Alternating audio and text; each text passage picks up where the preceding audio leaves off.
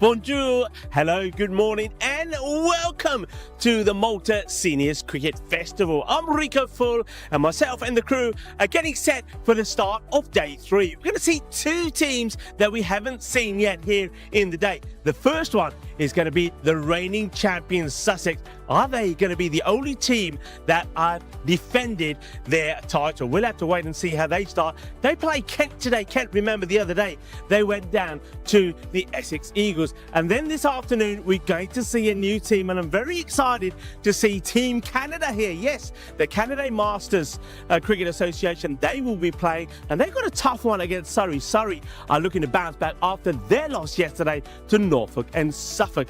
A lot of cricket coming up. It's going to be an exciting day, and I just can't wait for all the action to start here in Malta.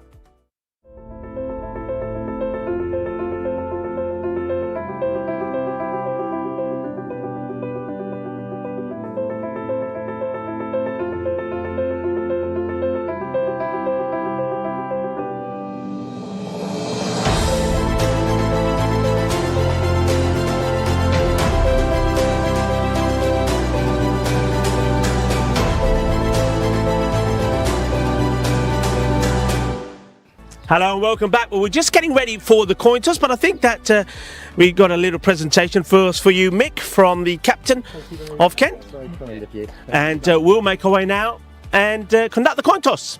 For it. And it is a tail.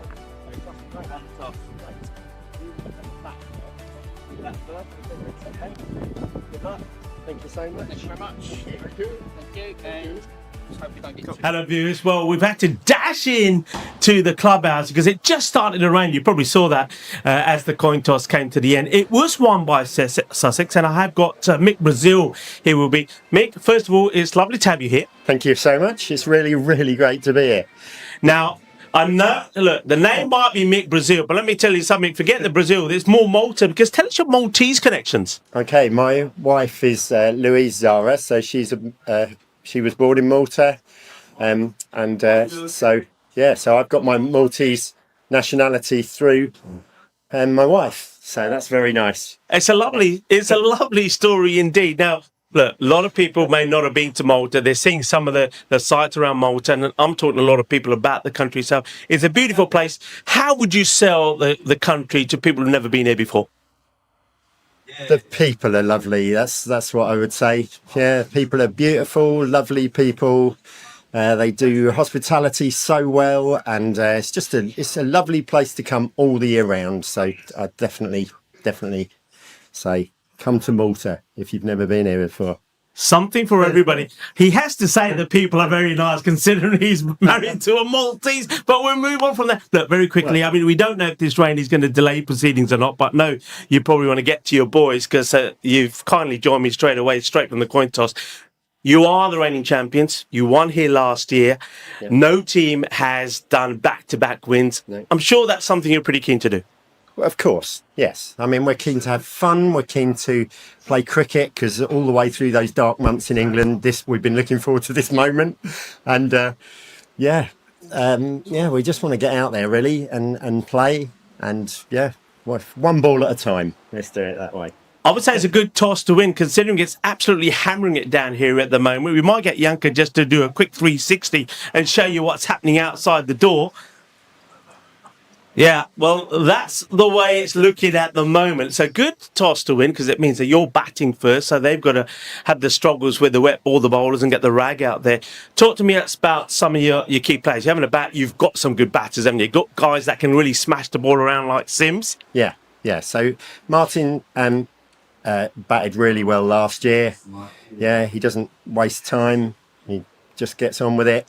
Well, that's 30 overs is just try and hit the ball to the boundary. That's our way of playing. Have you got Alan Watts with you this time around? He was the team player back last year. Also, he was the wicket keeper of the tournament. Yeah. Scored 90 runs in 3 knocks. So he's a good guy to have as well. But I hear that you got some good bowlers coming into your side. Yes.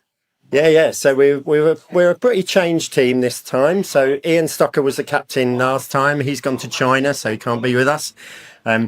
But yeah, we're a bit of a changed team. But yeah, and Alan, who broke his finger last season playing cricket, can't keep wicket, so he's opening the batting instead. Well, that's some news for you. Well, look, I know you're keen to get with your troops. It's lovely talking to you. Thank you Lovely so to much. meet you as well, and best of luck. Thank you. And, well, on that note, let's hope the rain does stop. It is slowing down behind you, Yanka, and let's hopefully we may get to start on time, but I feel there might be a delay of around 15 minutes, but we will keep you informed, so do join us for the very first ball in a few moments' time. Good morning, cricket lovers, wherever you're tuning in from around the globe. And the good news is the sun is shining, and we're getting ready for what will be, hopefully, another wonderful day of cricket. And a few updates for you before we get started. You can see that the umpires are out there in the middle. Is that this match now, because of that rain, and you saw some of that, a good job done by Yanka there in the interview. Got him to swivel around doing a little bit of the himself to show us a bit of the rain. But you can see now that rain is gone. But it does mean that this match is now going to be a 27 overs per side match. And that means that 2 bowlers will be able to bowl 6 overs and 3 will bowl 5. So just letting you know the information straight away. So 27 overs per side. And the good news is I've taken a walk out there in the middle, that the actual pitch itself is very dry. In fact, I'm quite surprised. The little bit of the outfield, so towards the clubhouse, is where most of that water did sit. So the boundary, so if you're bowling from what I like to call, as you know, the horse end, if you're bowling from the horse end, then that boundary on square leg has been brought in, I would say about some 3 metres, and it probably will stay that way and it should stay that way actually for the remainder of this match. Might get changed for match number 2 a bit later on. So we are, of course, going to see the defending champions, Sussex, for the very first time. And they are taking on Kent. Now, Kent have had 1 match. And, of course, that was back on day 1 on the Wednesday when they played the Essex Eagles. The Eagles put 176 on the board, which we think is probably about a par score, actually. And remember, Paul Fisk was in good form on that day, 43 not out of 47. Kent, unfortunately, apart from Clifford Hayward, who is captaining here today, they really couldn't get their batting going. He made 32 of 46, and Govia Giles made 22, but the batting just didn't really click for them. And Hayward also was pretty instrumental with the bowling as well, taking 2 for 28. So they're hoping that their batting can click here today. I'm Rico Full, and well, I'll give you a few updates. Who's in the hub here today? We have a bit of a change of scenery in the hub. We've got Shirley. Now, Shirley, say good morning to everyone. 1, 2, 3. Good morning, everybody. I'm Shirley. Shirley is one of our book scorers, and Adrian, who's going on walkabout at the moment. Adrian, say good morning, everybody. Good morning, everybody. And Adrian is scoring here. We have Rahul. Don't fear, everybody. We do have Rahul, who, of course, gives us many interesting topics to talk about throughout the day. Kenneth is here as well. And Sam is probably still mopping down some of the equipment. You've got to feel for the production crew a little bit when you have a day like this, because cables and equipment and cameras don't like it when they get wet. And I've got to say, it did hammer it down. So it looks like we are ready to go. I will tell you the openers in a moment. I know who they are, but I don't know who's going to be facing the first ball. So it should be pretty easy for us to work out who's who, because one of the openers is wearing the white trilby. I think that's Ian Rippon. Rippon girl is wearing the white floppy hat, and then in the helmet is Martin Sims. Now Martin Sims, we do know that he is certainly going to be somebody to watch. He's a hard hitter of the ball, is Sims. So of course we get ready for the umpires to say let's play. And this is the Ronnie Sacco group. It's a Group B match. Of course we have 3 groups, the Mark Lawson, Ronnie Sacco, and also Wally Glenn group. So a big match really this for Kent, I feel, having gone down to the Eagles on day 1. They're looking to bounce back. So it will be Ian who will be facing the first ball. And Ian actually was the leading run scorer for Sussex. Yeah, I've got to get me Sussex and all of that right today, don't I? So he was the top run scorer. he scored a Nelson, 111 in the 4 knocks that he had. His highest was 41, and he was the 7th overall highest run scorer last year. And he's got Martin Sims out there with him. Now, Martin Sims, those of you who remember, he's a dynamic see ball, hit ball kind of guy. He can turn a game on its head at the blink of an eye. He's very explosive. He was the 12th top batter and he scored 98 runs last year. His highest was also 41. So 2 good batters out there to start with. We are ready to go. The umpires say, let's play. Let's go. Let's do it. The bowlers have to be just a little bit careful here. Of course, with the footing, it will be a tad on the damp side. And it looks like it's going to be Rajan Sharma to start. And starts with a pretty good delivery right up there. Interesting, Rajan actually bowled from the horse end when we played here a couple of days ago. And he bowled very well. He certainly extracted some bounce on the pitch, but they decided, or maybe he's decided, that he prefers to come from the golf end. Of course, the golf end, because he's bowling from the side where the golf course is behind him. And the horse end is because we've got the racehorse. Racehorse? Or the... Well, they do race the horses there. Of course, they have the chariots. Yeah, it's the race course end. So welcome to everyone on what now is a sunny afternoon. Hello to Nick Brown. Rob Thompson is in the chat. Good to have you all with us. I know I have seen Ian Smullen and John Heasom here as well. It's played away nicely. Talking about the weather, I mean, it started still around about 13 degrees here at the moment. Highs will be around 17, but we've got to watch the wind. There are forecasts of heavy gale force winds throughout the day, or gusts of them, and those gusts certainly did continue throughout the night. And at one point, I thought that's that little bit of extra pace that Sharma could generate, the extra bounce at times. That was a good delivery.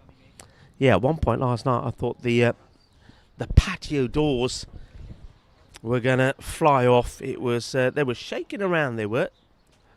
So it wasn't the best night of sleep. That's played nicely. That ball will slither away. Oh, well, slithers away from... You know what that is? Oh, I can tell you.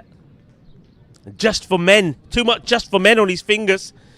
And that was Mr. Peter Maddox doing the fielding. The only man with black hair in the side, he told me, because of the Just for Men. And he didn't take the Just for Men off his fingers, though. Still a bit greasy. Couple of runs taken. This one is dot ball. That's the end of the over. And just a couple that come from it. 2 without loss off the first, and Rajan Sharma, as you'd expect, gets a good tidy over in first up. But yeah, it was interesting that today he is bowling from a different end. He bowled very well, in fact, the other day, and we did see that he is more than capable of banging the ball in as well and getting some extra bounce.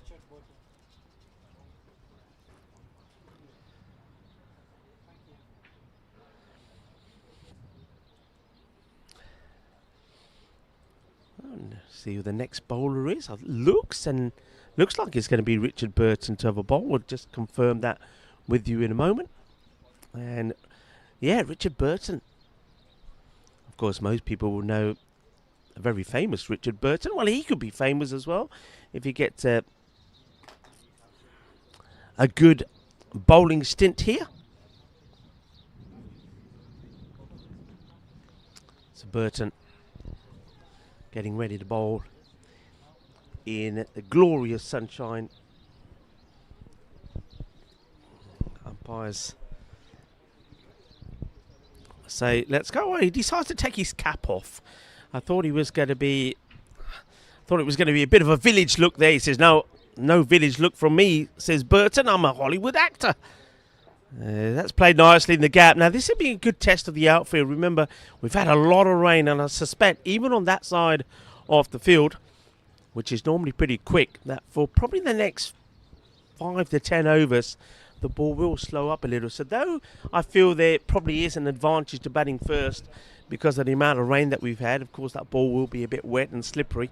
The disadvantage for the batting side is that the outfield will be a bit slower, and also the ball will gradually get heavier, so it won't quite travel and ping off the bat as much as what a dry hard ball would. That's played in the same area this time.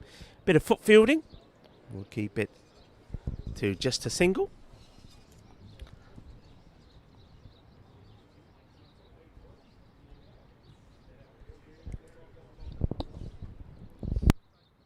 I also have an update for you, a technology update. I've been giving Rahul a very hard time about day 1, no monitor, day 2, no monitor, and by that I mean I can't see the action like you can on your screen, so I'm kind of just looking at what's happening and guessing sometimes a lot, and guessing what you could see at home. But I do have a monitor, so Rahul and Kenneth, I have to say thank you to you both. You finally worked it out, you got the job done, and it's looking great. So a round of applause in the chat, everyone. Come on, get the round of applause in for Rahul and Kenneth for doing a good job. Shirley's clapping. Thank you, Shirley. Well done, Rahul. Now, everybody will be wanting to know at some point what we did for dinner. It's got to be done. As that one's just drops a bat on this Sims. So Sims looks like he's trying to focus on getting his eye in first, getting used to the bounce of this pitch. Of course, both these teams will know this pitch pretty well. They played last year. But Sussex first time for them this time round, whereas Kent have played one game. So they'll be taking their time.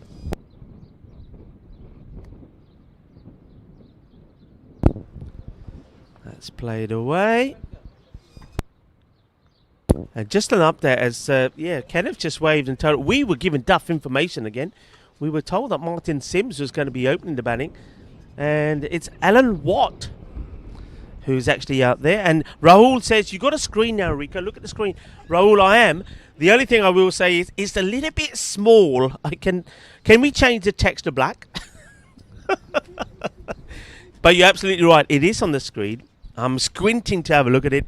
So, yeah, it is. Well, that's why there's not too much explosive action. It's Alan Watt. Shirley, did you get... You got to get the Tipex out. Did you know, Adrian? Did you know that it wasn't Sims? Yes. So why didn't you tell us? What you think? Why do you know this table tennis bat that you've got to signal to the scorers? I'm going to use that on you now. You're letting me sit right next to you saying Sims, me and Shirley, and you barbecued us, did Adrian? And I bought you a cup of tea.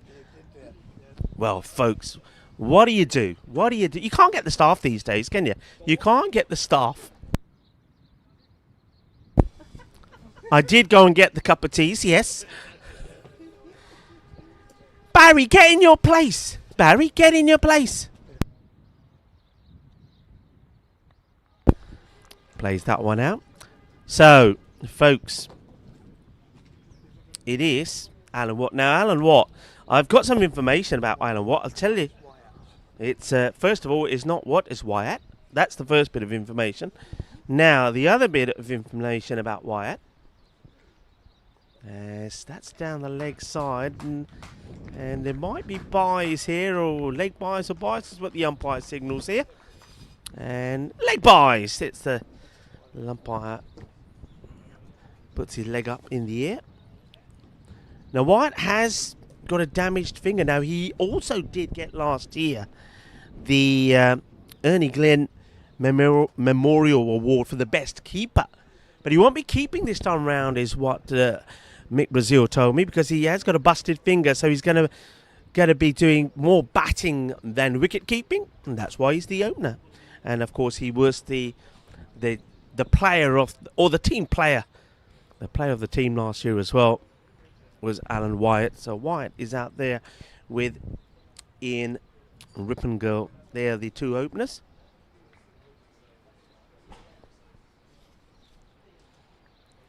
Can you imagine that, Shirley? He sat right there and he wouldn't tell us. Now your scoring was looking immaculate until the Tipex in the second over as well. Tipex doesn't normally come out in the second over. Taking the second on, and they will get there. That's good running. That was Peter Maddox who did the fielding. And Nick Brown saying this Richard Burton was not married to Elizabeth Taylor. No. Well, you never know. She's had a few. Maybe he was. Who else got? Helix. Hello, Helix. And how are you? Nice to have you in the chat. Who else we got in there? We got pots everywhere. Come on, Kent, he's saying. But spelt Kent wrong. He's having the same sort of morning as me.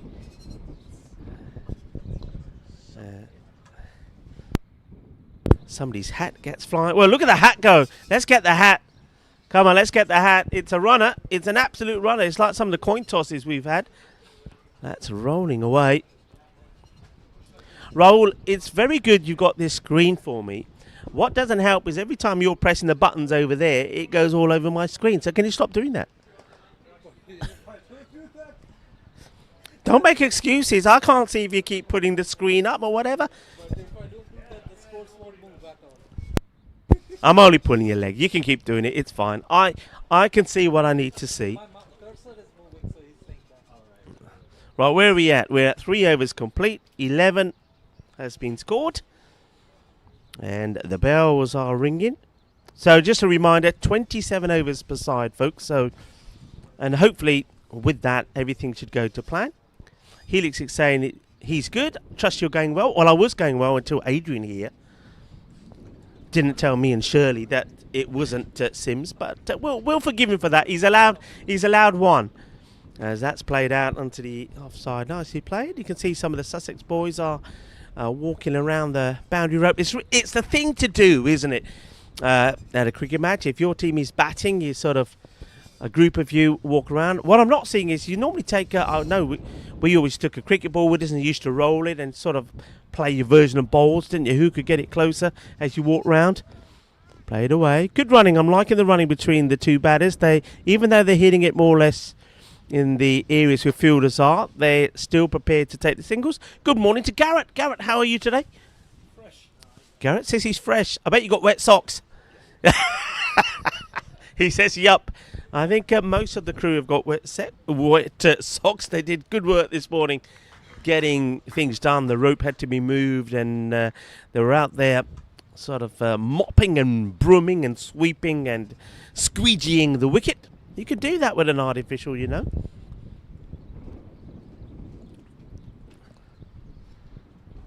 That's a bit of flight this time from Burton.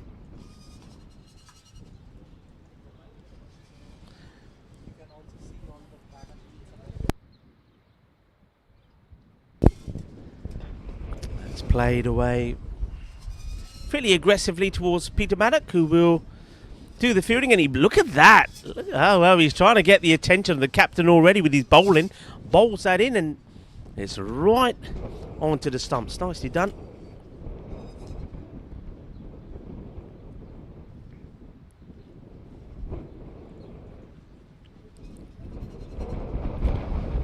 Oh, there's a big appeal there. He does come a long way forward. And the one thing, of course, the umpires will know, that's our man Mick. Most of you know that Mick has been doing a lot of the scoring, sat next to me. And Mike, we call him Mike, shall we?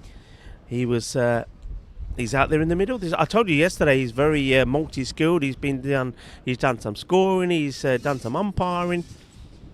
We've had him doing some tournament ref as well. So Mike, multi-skilling out there at the moment. I'm just trying to get the there we go, get the scorecards up for myself as well. That should do it.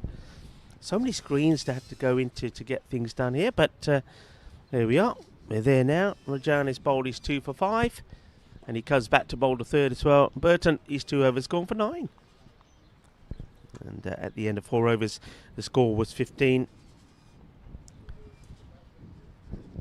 Quick look at the field here. Remember, just to recap everybody, that of course the reduction in the overs makes no difference to field positioning. There is no power play, so 4 players can be outside the ring at any point. And looking around now, there's 2 outside that 30-yard circle. Square leg is back on the boundary, and so is a cover on the offside. It's a long way down the pitch, long way down. I mean, just have a look with the batteries here. So it's a bouncy track. I think unless the batter is caught inside his crease, back foot, and the ball's pretty full, you're not going to get an LBW decision, or you shouldn't really. There's a lot of bounce out there, even with the slower bowlers. I think that's one thing that we have all seen.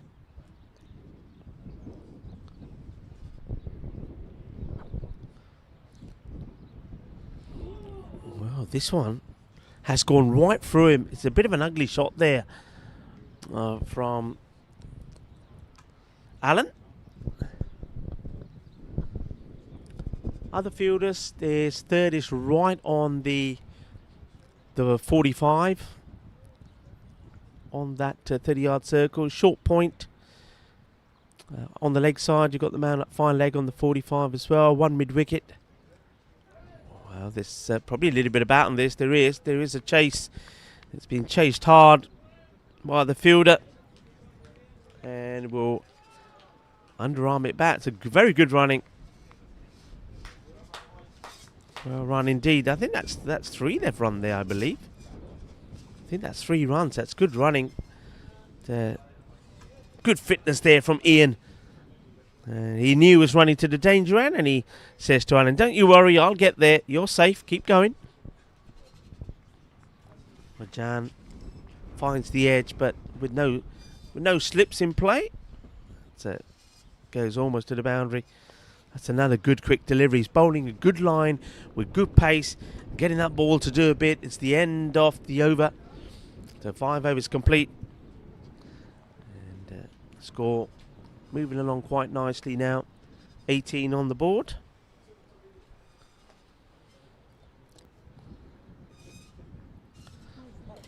And the 2 batters just having a chat there in the middle.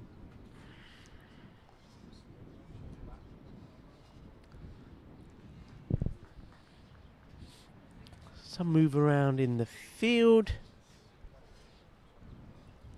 Highs today are going to be around about 17. Always feels more when the sun is out, but of course the main concern for us is keeping an eye on the wind.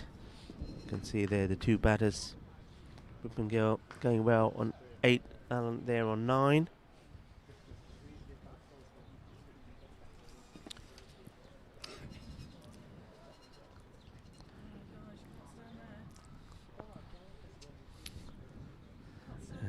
Yeah, Garrett. Oh, gone!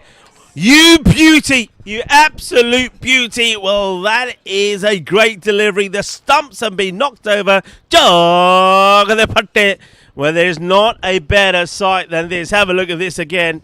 It is right on the money. Here comes the delivery. Plays down the wrong line, and the stump is out of the ground. The purest of sights for a bowler. And Burton, well, that's the Hollywood delivery we were looking for. It's full, it's straight, it's jagade fatte, both Sony bowling. And that's the end of Alan. Alan will have to depart. And now it is Martin Sims who's coming in. Adrian, Martin Sims is the batter.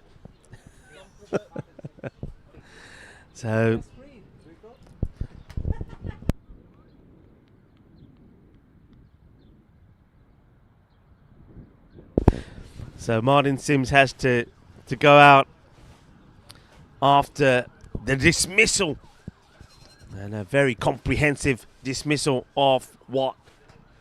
What a good delivery that was. Wyatt has gone, stumps knocked over, and he goes for 9. 9 of 15 deliveries, ball number 15. I think that's the first one that we've seen the stumps cleanly locked out of the ground. And Richard Burton gets the big wicket of a man who scored some 90 runs here last year, was one of the top scorers actually in the festival.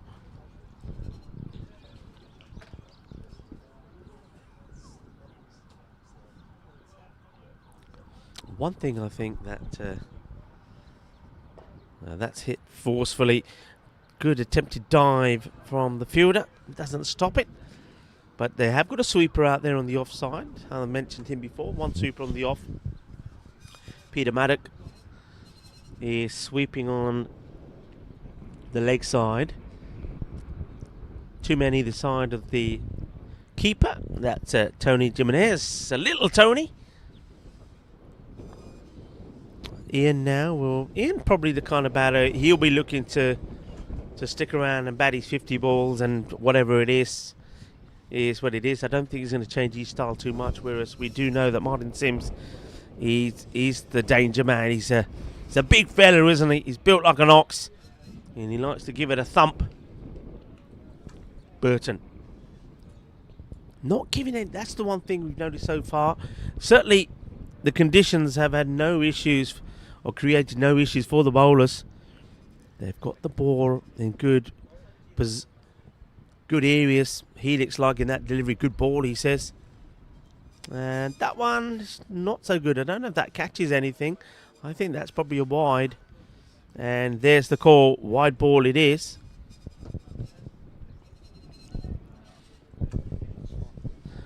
Who's the umpire out there with Mike? Is that Peter?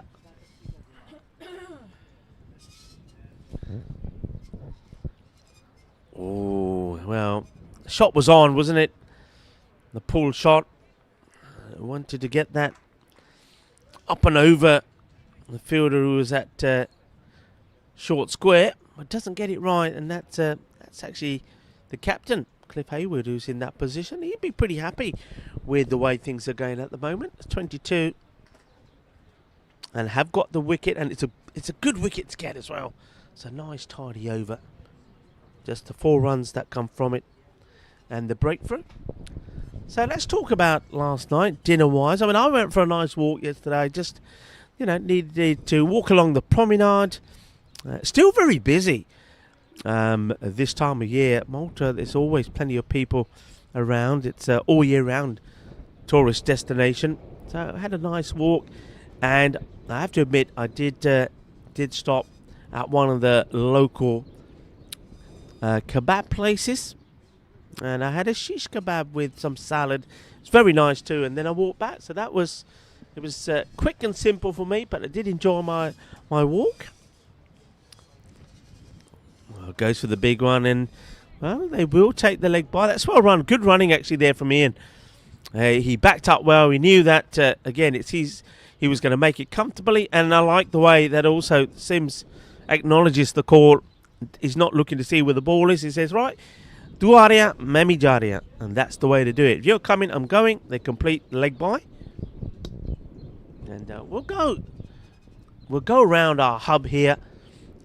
And we'll ask everybody about what they had for dinner yesterday. We'll leave Adrian and Shirley till last because they don't know what's coming and they'll follow the flow. Gonna go with Sam first today. Sam's been very quiet this morning, been very busy, probably keeping all the equipment dry. So Sam, what was dinner yesterday?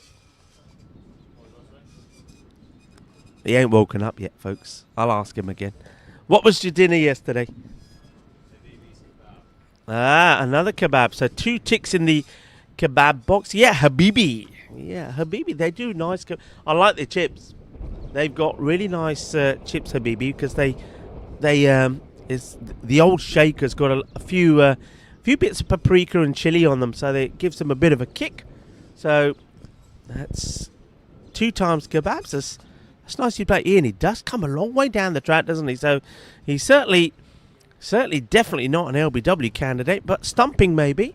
All right, Kenneth. A chicken shawarma, yeah, from Habibi's as well. So, yeah, the shawarmas are nice. And, okay, Rahul, what was dinner for you yesterday? McDonald's McPlant meal after watching Ireland lose in the World Cup qualifiers. So what? Because Ireland lost, were you supporting Ireland? Yeah. You were. So that's how you drowned your sorrows, by eating a plant. That's not eating plant. That's the cricket ball eating some shrubs over there, just in front of the tennis court. That's going to be our first boundary, I believe. Scorers off the day. 4 runs, 4 carreras, and it's a hard-hitting Martin Sims that hits it. So you had some grass and some weeds, is what you're telling us. A bit of grass, a bit of weeds, with some more salad in your burger. There was chips as well. Oh, there were chips. All right, plant-based. Look, folks, look, I'm told that it's good for you. I know a lot of vegans will be screaming at me now saying, Rika, plant-based stuff is good for you. It's so. Being a vegetarian, I'm So, going to be after this delivery rant, well, bangs this one in a little bit shorter after being hit to the boundary, as a genuine fast bowler would do. So, plant-based. Talk to me about it, plant-based. We've got time to talk. Here's the end of the over, 30 after 7. So, what do you get in a plant-based burger? You get plant as a patty. Yeah, but what plant? Is it a lily? Is it a tulip? Is it a... I don't really know, but it smells like a plant. Smells? So what, roses? Smells like a random tree, like a banyan tree. Roll is saying smells. He doesn't know it smells like a plant. That's why I say, well, all right. What plant is that? Yeah, I don't get that plant-based. Plant-based. I mean, yesterday was, of course, National Spinach Day. So why didn't you say to him, "Can I have a spinach burger"? Because that wasn't on the menu. Did you suggest it? Did you go to the establishment and say, "I think you should have had a spinach burger today because it was World Spinach Day"? Anyway, folks in the chat, let me know, plant-based. Is it a yay or a nay? It's a nay for me. Plant-based. Barry is shaking his head. Barry, what did you have last night? I know where you were. You were in an establishment with, at the moment, is known as Pepe's, but we believe it's going to be changed to Frankie's, because it should be. Because I think Frank Spiteri, our founder and director. That's going to be a couple of extras here. A bit of foot fielding gone wrong. Well, that's a foot fail from Peter Newman. And it's going to allow the batters to get an extra run. Yeah, so you went, I've got to say, so far that ticks all the boxes at Mixed Grill there at Frankie's. Well, what about you, Garrett? What did you have? Oh, Habibi's is, well, that's another sponsor that we're going to have on our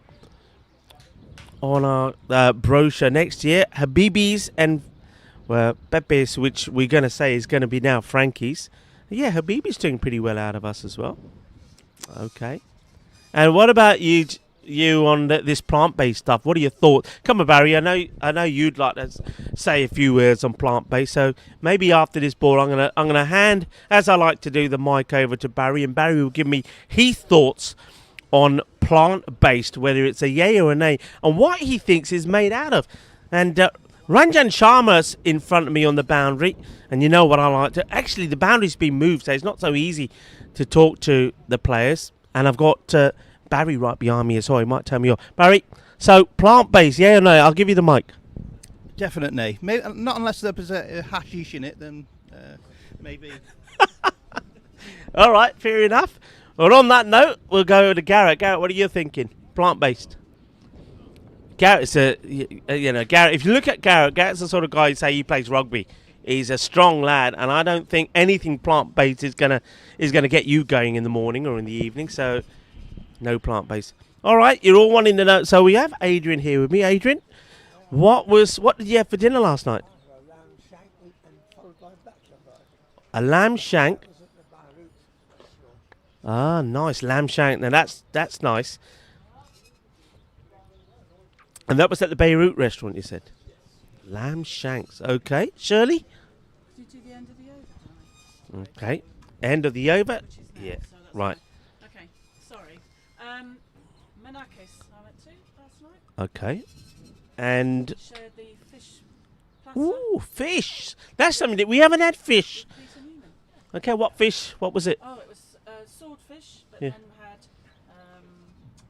octopus and Ooh. squid and chips and lovely. You know, you're talking about sea. Mussels as you're talking about seafood. That leads us nicely onto National Paella Day today. National Paella Day, and you mentioned octopus, pulpo, and of course seafood. And a lot of paella is seafood based. A paella is traditionally a Spanish dish. Of course, I know all about that, being from Spain. Made with rice, meat, or fish, and deliciously tasty. While many countries and regions have their own recipes and variations, the best paellas are made in Spain, in Valencia, on the beach, with fresh seafood.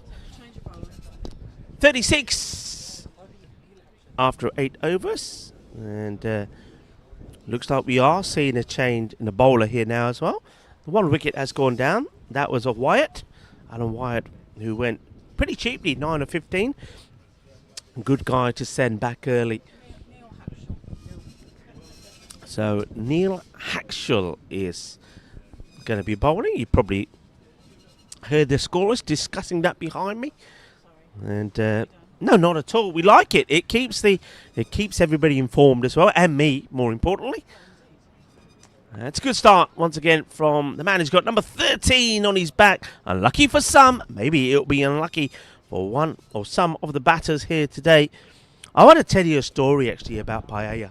I mean, I know I just read to you that paella's fish. Sometimes, I mean, in Spain you normally have 3 types, as he generally leaves that it will be a wide. So you can get vegetarian paella. So Rahul, you'll be all right. You can get vegetarian paella, which has all those roasted Mediterranean vegetables. It's delicious. It really is. Then you have seafood, which has all sorts, the prawns, sometimes different types of fish, mussels in there. Can even stick oysters in there if you want. And of course, the Valenciana one is the best. And then you can have chicken as well, which is just basically lots of chicken that's cut up into different size pieces and cooked in the rice. But I remember the first time I had paella, I'd only moved to Spain for about 6 months, and a friend of mine said, look, you got to have a paella, and it's got to be a proper one, because if you're in Spain and you go to any of the seafront restaurants, the paella, if you're having it, I'm gonna tell you now, it's not the real stuff. You're getting something that's frozen and stuck in an oven. And it's not the proper pucker authentic paella. If you want proper paella, you go to a place and you order it a day, if not 2 days in advance, because it's made fresh and it comes out on a massive one of these paella serving dishes. So we went to a place that was in Elche. It was all they did was paella. So we went there and we sat down. The paellas were being made fresh, so we had to wait probably about 2 hours, but it wasn't a problem because we were sipping away at the sangrias. There was no problem with that. That's going to be another single. But no kidding you, when this paella came out, Shirley, the snails were slithering out of it. The snails were still alive, and I was told that is the way proper paellas are made.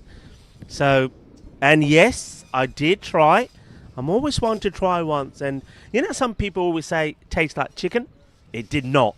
It tasted like sand. It was gritty. It wasn't nice, and I've never had snails since. But that was my first experience with paella. But they don't all have those snails in them. And I'll tell you another thing, that if we were in Spain now on this day, all of the Spanish that love cooking, all the Spanish traditionalists, if they weren't at work, would be out somewhere in the fields turning over the rocks and finding these snails, because whenever it rains, that particular snail variety come out and you'll see them, hundreds of them, out and about with bags, just picking snails and putting them in the bag to put in their paella later. Right in the air, could be a chance. Rajan is under it and he's held on to it. Really good catch.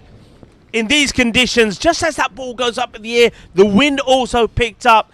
It was in the air. Ian goes with a big shot, gets the top edge, goes a long way up. And if there's one man that you want under a catch like that, is Rajan Sharma. He took a good one the other day on the boundary, makes no mistakes in difficult conditions, and holds on to the catch. Here it is, it's up in the air, and batter is going to go. And of course, it was Sims who's the batter who goes, and it was Ian. It's only the reason I said Ian, because he's walking off as well, probably because he wants some water. So there you go, Ian Rippengill is having some water, but Sims is the man who's gone. And that's another good wicket to get. The dangerous Sims goes for 10 of 12 deliveries.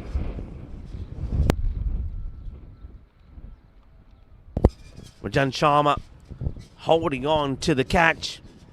And, well, we were talking about Paya and snails. Snails can be slippery and slimy. Well, just like this ball, but there's no issues there for Sharma, as you see there. He holds on to it. And that is the end. You can see why I thought it was Ian who was out, because he's put his bat under his arm and he's starting to walk off, and I'm thinking, okay. But, of course, it was Sims. Ian just wanted a sip of water. Second wicket goes down. Score on 43. And well done. Williamson is the next batter who goes out.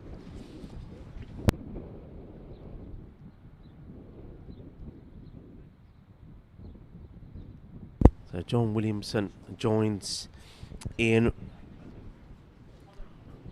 Rippengill. Ian, of course, like I said, he's one who's going to want to try and stay there and just keep building. He's got 19 to his name. And of course, the batter that we saw depart was another hard-hitting batter. So two guys that were very solid for them last year. Alan Wyatt and now Martin Sims gone. And well done to Hackshaw, who does pick up the wicket.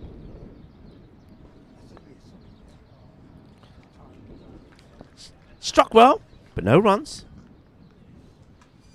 Burton does continue. 43 for 2. That was the score at the end of that 9th over. Oh, that's definitely caught something, hasn't it, on the way through? There's a little pre-signal there from umpire Mike. And I think he's going to signal byes. Yes, he does. That one definitely skids through. Pots everywhere saying, did you take the shells off? No, you don't. You just like literally, you get a toothpick and just, you know, stab it and eat it. But it wasn't the best. Johnny Heasham is saying Wagyu. It was the best burger and chips and a kidney. And he said it was only €12. I think I know where you're talking about as well. It's a I know exactly where it is. That's Japanese style burgers. Okay, well now that you've had one and you said it's nice, I think I might give it a try, because I walked past that yesterday.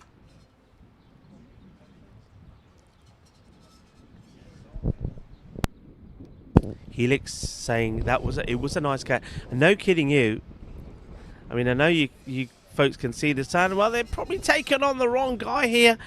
Rajan Sharma, he's a good cricketer. You can see that.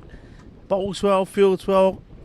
They took him on for a sharp single. Rajan did get there, but on this occasion, it let him down.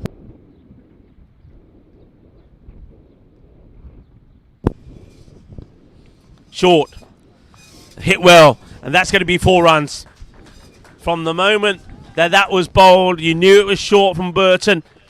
And Ian Rippengill got into position very early, played it away. Rajan was there short mid-wicket, but there's nothing he could do about that. It flew over his head, bounced a couple of times, and went to the boundary. Good-looking shot. So that's the end of the over. The score is 46. And just to remind you also that drinks will be taken after 14, or maybe just before if the wicket or something goes down. And let's have a quick look at the wagon wheel here. But you can see that it's pretty stable. Both runs have been scored on both sides. You can see that the boundaries have been struck more on that leg side, and that's exactly where that one that went there, the third one. So pretty even. The batters are scoring in good areas, but what that does show is that the batters haven't been able to drive. So there's not too many that have been played straight back past the bowler, and that then tells us that that's short of a line length has been bowled. And also it's something else that I've always mentioned about this pitch. As you can see again how that wind is howling. Just have a look at the flag there, the Sussex flag, And you got the Kent flag there as well, taking a bit of a battering with the wind. And I get the feeling, well, which flag is going to go first is what's got to be the question, because they are blowing around like a good one at the moment, as is the pampas grass and the palm trees around this beautiful Marsa International Cricket Ground. Yeah, I was going to say, Ian Smullen just walked past, and that reminded me to say happy Peacock Friday to everybody as well. It is Friday, and you know that a lot of cricketers in Europe do like to get on their Hawaiian shirts or loud numbers on Peacock Friday. Also, it's the start of the weekend. It's a good day for a lot of kids around the world, isn't it? I mean, last day at school, they'll be off for a week or two now with the Easter break coming up. Playing and missing at these ones outside the off is John Williamson. It's a big gap. There is a sweeper. It's Peter Maddock that is sweeping the boundary in the offside. They have got point in a catching position there. That's Martin Venables. But he's playing and missing. And I have to say, I don't think he's in trouble, but the bowler doesn't get behind the stumps. They're going to get two here. And the man who's got the black and white pads is going to get 2 runs for his efforts. It's the first time I've seen that, actually. It reminds me of my first TV set. My first TV set was a black and white one, and I think he's broken his bat here as well. Look at that! Show us the bat! Show us the bat there, Mr. Williamson. And look, the bat is smashed. Well, the 50 also gets on the board. Well, yeah, if you're going to wear number 13, what do you expect? That's what I'm going to say. And John Williamson, who's got number 13 on his back, he's got the black and white pads on, and his bat is just, look, there it is. I think you can probably just see at the bottom of your screens there. Let's have a look at this again. And you know what? It's number 13 to number 13. So the 2 unlucky numbers, bowler number 13 to batter number 13. And that's what you get when 2 13s come together. The bat gets absolutely smashed. Look at it there. He's wobbling away like a good one. And the black and white pads as well. And, well, while he was changing the bat, maybe we could have put another clad on his pad. Well, maybe they did. We'll have a look at the moment. Where's Barry? Barry, what's going on here?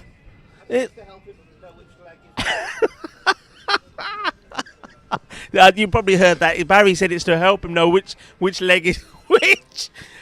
Black and white. It's funny the things you don't notice and notice. I already noticed that when I saw the misfield, and I thought, hang on a minute, there's something funny about, if you look at it at a particular angle. Well, I won't go there, but anyway, he's facing again with a new bat, and it's going to be well smothered there by Peter. It is Peter there. Well smothers that, stops it getting past him. Venables also in that area. Venables looks like he's got a hoodie or something on underneath his shirt. It is a little bit chilly. Yeah, Peacock Friday. So happy Peacock Friday, everybody. And Ian Smullen, can I just say, everyone, John Heasham will back me up here. John has got a dashing number on, as always. John never forgets, and John always flies the flag for Peacock Friday wherever we go. Hello to Jeffrey Mobbs, who's saying hi to everyone. But yeah, Ian is not wearing a Peacock Friday number, so he has let everybody down. So Ian, you have to explain yourself. And John, I'll allow you to interview him and ask him why he is not wearing his Peacock Friday number. And hello to Potts. And Potts is saying, got a very good friend fielding. I definitely should be in a deck chair on the boundary. Well, now's a good time to be in a deck chair. I would just say bring a blanket with you and maybe bring a thermos, because though you probably want some cold numbers next to you, you probably could do with a thermos of hot chocolate as well. Potts is saying that Graham Moyer is a very good friend of his. Say hello from me if you bump into him, please. All right, I definitely will. John Heasham saying we're too busy laughing. All right, back to the cricket action with the score. 52 was at the end of that 11th over.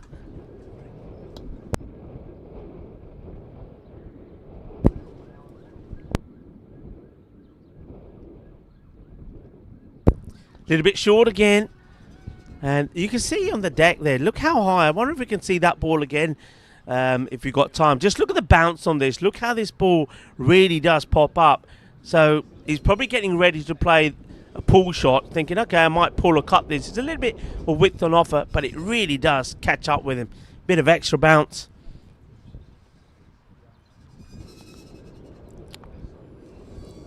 Well fielded of his own bowling. Nicely done there. There's Richard Burton continuing.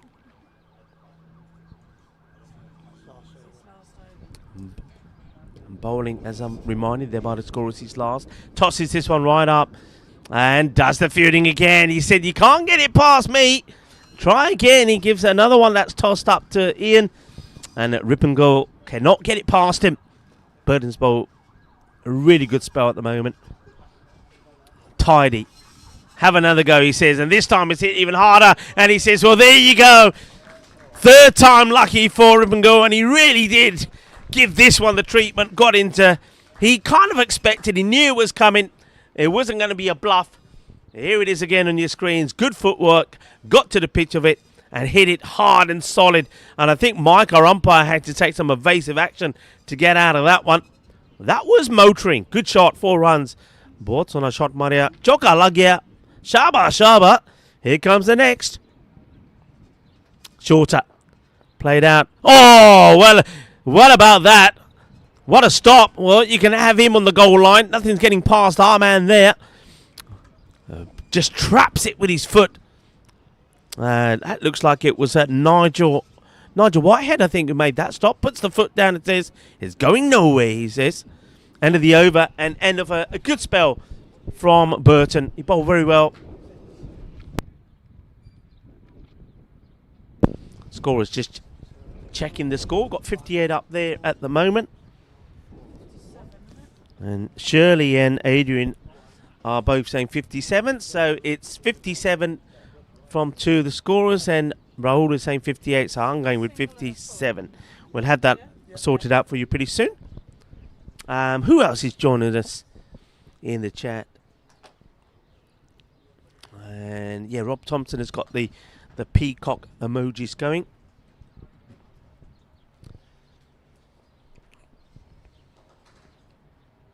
Probably okay, says the umpire. Was a little bit on that leg side-ish. Yeah, black and white pads, everybody. Yeah, the old black and white TV. The one that I had you had to thump it because otherwise you wouldn't get a good reception. You had to give it a little bit of a clout. I remember, I just mentioned that the kids will be getting ready for the Easter holidays. So that's going to be a single taken there to Williamson. It hasn't quite got used to this bounce at the moment, Williamson. I think he's struggling a little bit with this bouncy pitch. But yeah, I remember our holidays always used to be Cliff Richard movies, Elvis movies. I think I've watched all the Elvis movies probably about 100 times. Another single this time. They might even think about 2. Ian's up for it, but the stop sign's been put up by John Williamson already. Well, we were talking black and white because he's wearing the black and white pads. But what I remember with the old TVs, they used to have the tubes in. I know Kenneth and Rahul and Sam have no idea what I'm talking about, but I think Adrian and Shirley will probably be with me and most of the players. But only just, says Shirley. Yeah, I'm only just as well. But what used to happen, the tubes used to go. Now, depending which tube went, the screen either shrunk from top to bottom or from left to right. Now, if it was from top to bottom, oh, he's gone. Oh, another one with a stump is uprooted. And the black and white set, I said you had to give it a thump to get it to work. Well, this time it's the stumps that get given a thump. And he's going to have to come back. Great bit of bowling. Watch this again. And 13 is definitely unlucky for Williamson. Remember, Williamson, who's number 13 himself, the 2 13s continue their battle. Well, Williamson, he broke his bat first time round, and this time round he's broken another bit of timber. But this time, it's the stumps that go down. So that is the end of John Williamson. He's going to have his stumps shattered. That gives the players an opportunity to take drinks early. And that also means that I can continue with my story. So the TV set, depending which way the tube used to go, depending which way the screen used to go, the Elvis either turned into a little pygmy, short and fat, or if it went from right to left, he ended up being very tall. Let's have a quick look at the scorecard before I continue. There you have it there. And, yep, good. I think at the moment, for me, Kent, probably going to be the happier team. You see, they got White out pretty early. That was a big wicket to get. And that was when White lost his timber to Richard Burton. Sims, that was a big wicket. Ranjan Sharma taking a good catch to remove him for 10. And now we've seen Williamson go for 6 of 14 as well. Quick look at the bowling figures there. Ranjan Sharma, he's bowled 14 runs apiece, but Richard Burton's completely dispelled, and he's taken 1 for 29. 2 wickets, though, to Hackshaw, who's still got a ball to go in his 4th.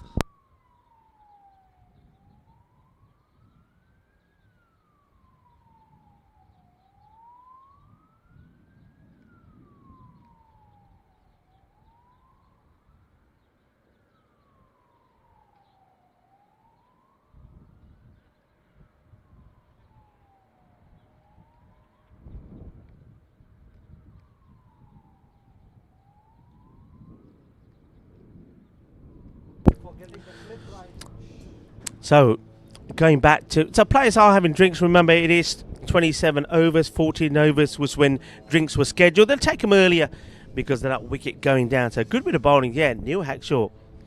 2 wickets for 12. This is... Got a ball to go still in this. His 3rd over. So, yeah, I think people like John Heasham will know what I'm talking about. So, if the TV set... If the tubes went... The people either got shorter and fatter, or if it went the other way, the tube started to go the other way, they got taller and skinnier. But Elvis, short and fat, just never looked right. I know that's how you finished, but it didn't look right in those early days. As Garrett says, water, anybody? Anybody want water? Going once, going twice, gone. So we're ready to go again. The players take drinks. Don't forget, Kent have still got the likes of Sharma to come back. They may not need him. And next batter that has gone out, there's a man who's playing for the first time now. I never really quite finished talking to Kevin also Brook. I think is that the way you pronounce his name? Yeah, we all think so because he is new. Now, I was given some information about Kevin also Brook, and I'll read it out to you. Has over 1,000 wickets and bowling figures of 9 for 38. I did say I've got 9 for 38 down here. He did correct me. He said it's 9 for 36, Rico, but we never actually had a chance to finish talking about it. So I will get to the end of that story at one point. So he's a good addition, but at the moment he's going to have to do some batting. But one thing I will say, I did say that I think Garrett looks like a rugby player. Well, so does also Brook. He's a strong-looking lad, and you can probably see that when you see him. There he is. And I think if he hits it, it stays hit.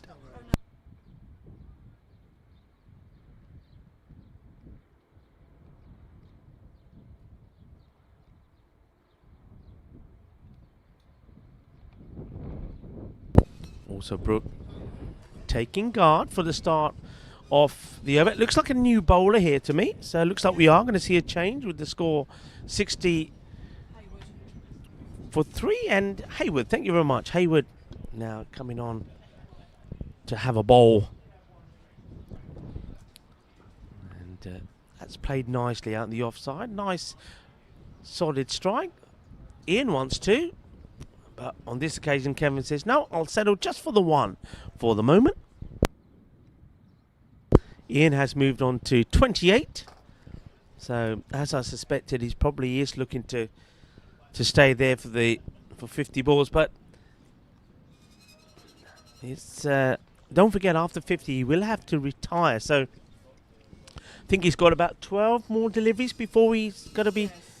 Yeah, about 12 more deliveries and he's going to have to go. So, he'll probably will want to contribute with a few more runs. And dot balls is not what he wants to be doing right now, because the chances are, once he retires, not out of course, he's not going to be able to come back, because he only can come back once all the other batters have been and gone. So you might as well try and hit a few boundaries and think, if I get out, I get out. Because I think you do yourself, but more importantly, your team a favour, because he is the batter that's in. He is the batter that's seen the ball well. So I think he should be now. I think all batters, when you get to 40 deliveries, I think you should then say, right, the next 10, I'm going to try and muller it as hard as I can to the boundary. He hits that pretty hard, but it's a very good stop. I think if that wasn't stopped by the fielder, that's Nigel Whitehead, I think that was going to go all the way to the boundary. Good stop.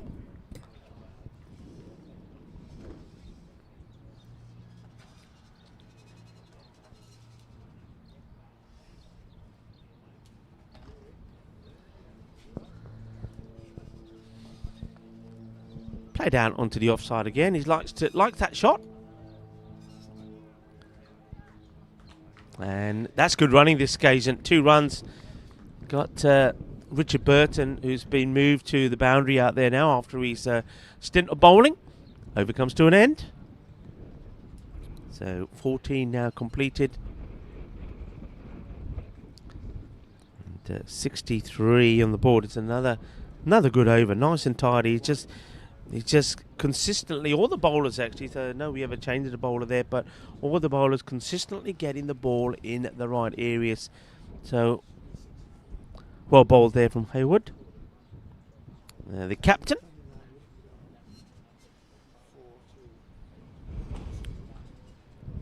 What do you feel at the moment, folks? Do you feel that, who do you feel's ahead here? I feel that Kent should be feeling that they're the happier side. Do you feel the same?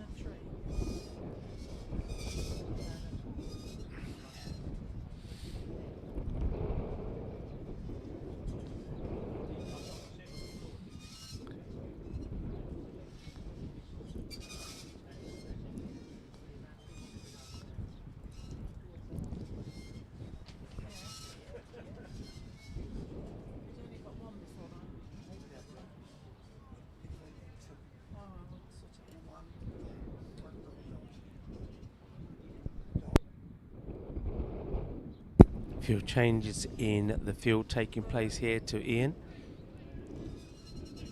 So first ball was a single to Brooke. Yes. Okay.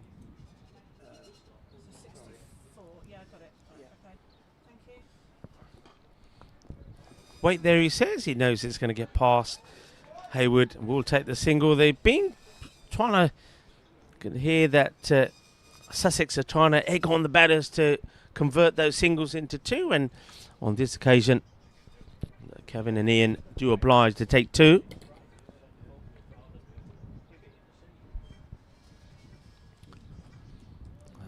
Wide ball. They've been pretty good actually in the extras. I know that our match yesterday, there was a lot of extras, weren't there, yesterday? In that final match from all the teams, but been pretty good today. That's going to catch the pad.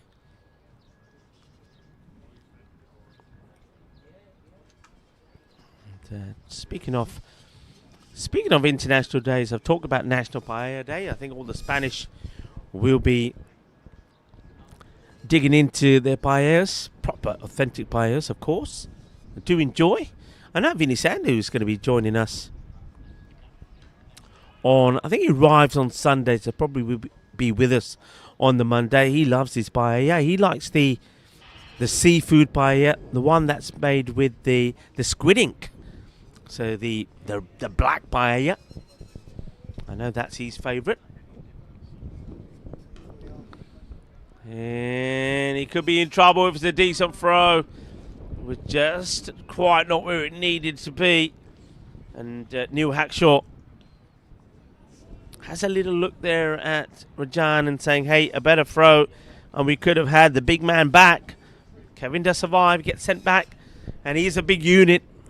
And for him to turn around and get back, it was a bit like seeing the QE2 going round in circles. Well, that's a good looking shot. Once again, want to try and go for 2 and think about it and decide against it. And the Sussex bench just starting to get just perhaps a little bit agitated. They feel that they need to be doubling up on these. Shot.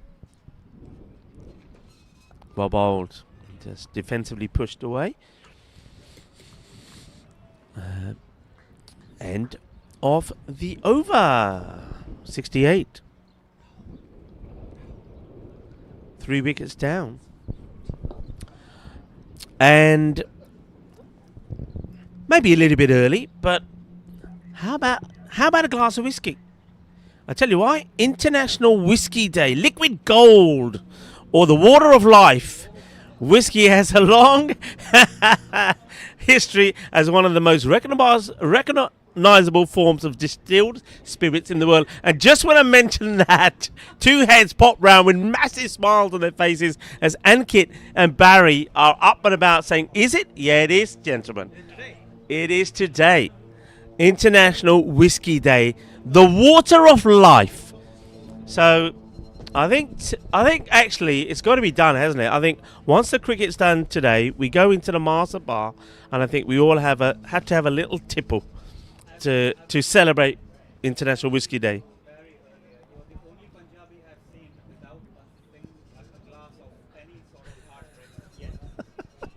Yeah, well, it is Friday. It's Peacock Friday. It's the start of the weekend, and I think tonight we'll start the weekend in style. So that's a good shot, but they have got Maddock who gets behind it. They want to. It's bowled in, and they will get 2. I think if you back yourself to go for 2 every time the ball's hit the boundary, you're going to get it. And there's always that one for the throw, so they'll do it.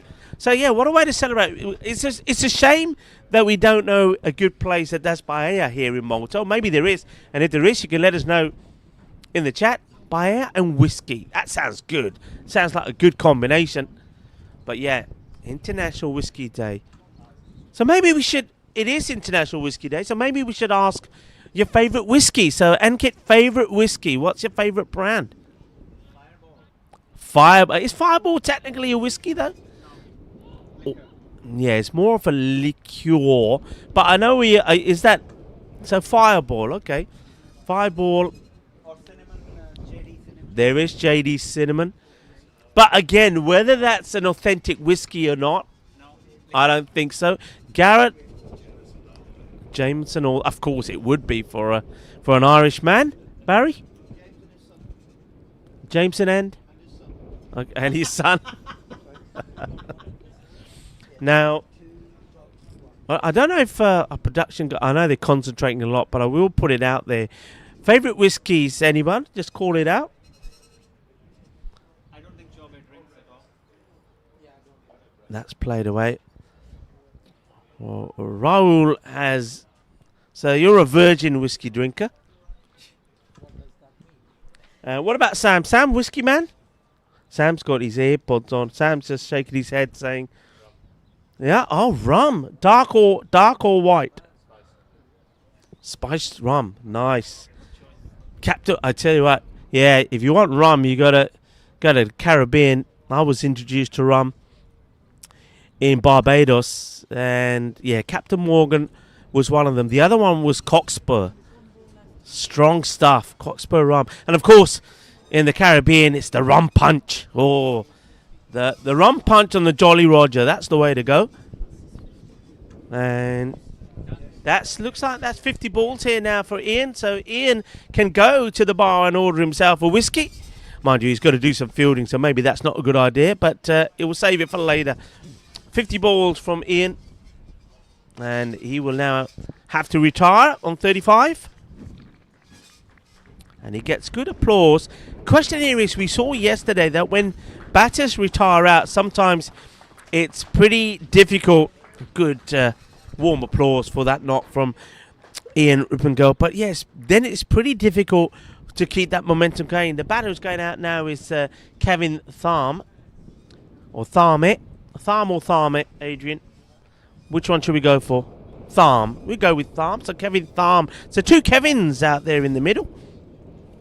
So Kevin Tharm goes out as Ian will sit it out now and relax until they go out in the middle. What about Kenneth? Kenneth, whiskey? Ah, Scottish man. So, all right. What's the one to go to if you're a Scot?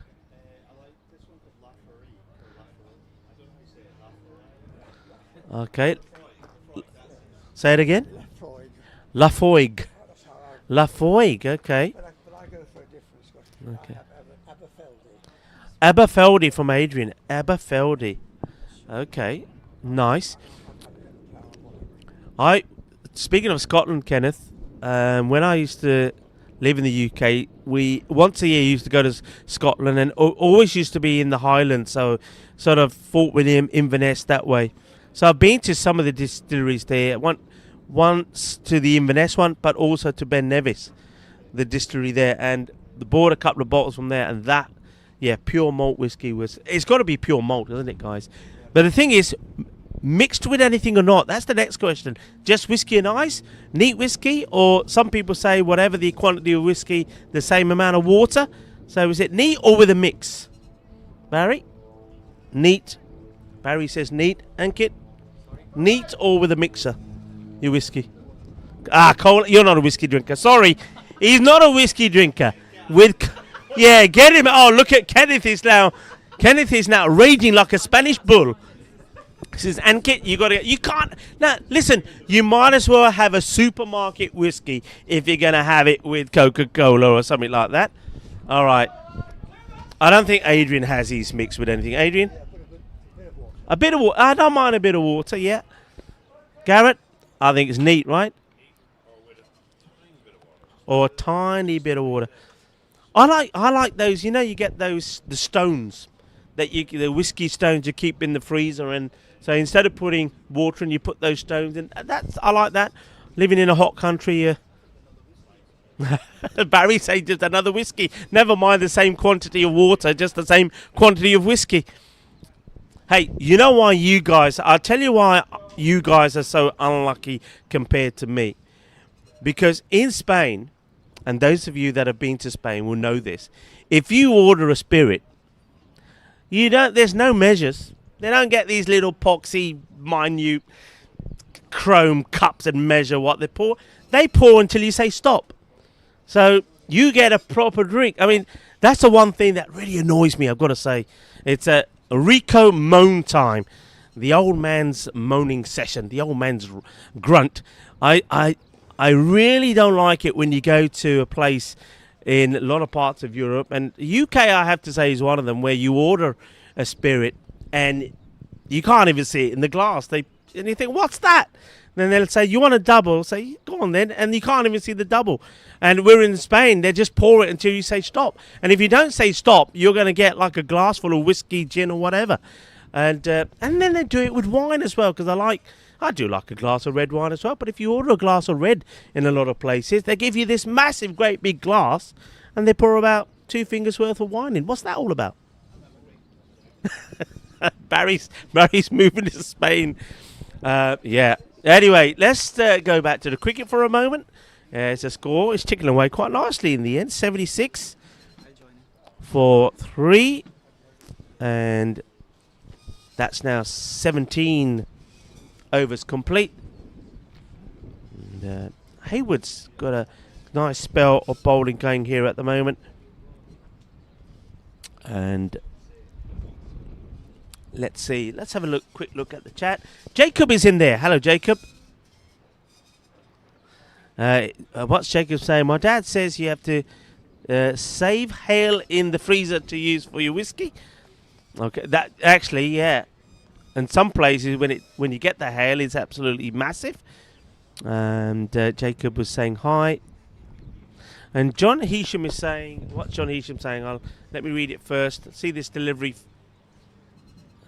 Nothing there. Yeah, John is saying, the Little English bar just to the left of your hotel has a huge selection of whiskies on offer. Thanks very much for that, John.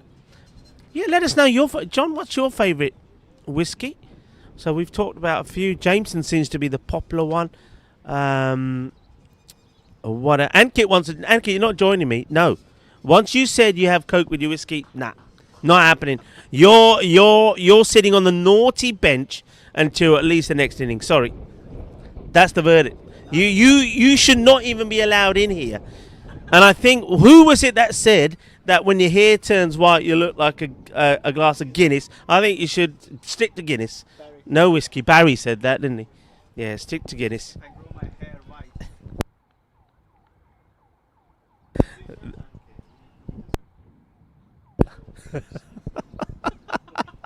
Kenneth is saying, to be fair, to get as 50-50 measures. All right, what's happening here? That's cut away. I think we're at this innings right now needs, for the batting team, needs something to happen. They need a couple of good overs to get on top of the bowlers, to spread the field a little bit and get going. Otherwise, this score, I think it's probably going to be around about, I mean, if they keep going at this pace, perhaps they'll get close to that sort of 130-ish mark, which, I don't know, I don't think is enough. So we'll have to wait and see. Obviously, we'll have to see how their bowling is. I know in that interview this morning when I spoke to their captain, and that was Mick Brazil, whose wife, by the way, is from Malta. So we'll have a chat with, maybe we'll have a chat with her a little bit later. She'll be able to tell us a little bit about Mick. But yeah, he did tell me this morning that they've got some players that are missing. Also did say that Wyatt won't be behind the stumps, and he's not listed to be. In fact, the keeper, Kevin Tharm, is out there batting at the moment. And a warm welcome to everybody who's tuning in around the world. And John is saying his favourite is rum and Coke. And he said the message from him earlier was from Ian. Okay, thanks for that, Ian. We have a change of bowler, and it's just for men coming on the bowl. That's Peter Maddox. The only one, look, you can see that's why he's taking his cap off. He says, I'm the only player in the side who's got black hair. But he did also admit to me that it's artificial. It's just for men. So Peter having a bowl. Plays his cricket a club called Ash. And he told me that the ground has 8 big ash trees inside the boundary rope. 8! And I said to him, well, I know, oh, that's a Gundy ball that really needed to be put away. Missed out on that. It was a full toss, and it should have been pelted to the boundary, but he's missed out on it. I think he's played it too early. His eyes lit up, but he missed it. So Maddox gets away with that one. And that's another one he doesn't quite get away. And see, this is the momentum change here now. So remember I did say that there will be a change of momentum when new batters go out there. And with that retirement of Ian and Rippengirl, you can see that's exactly what's happening here. So Tharm is out there. He's still got also Brook there, but can they keep and get this momentum going now? Both batters starting to get a bit frustrated, I feel. That's another dot ball. Good stuff here from Peter.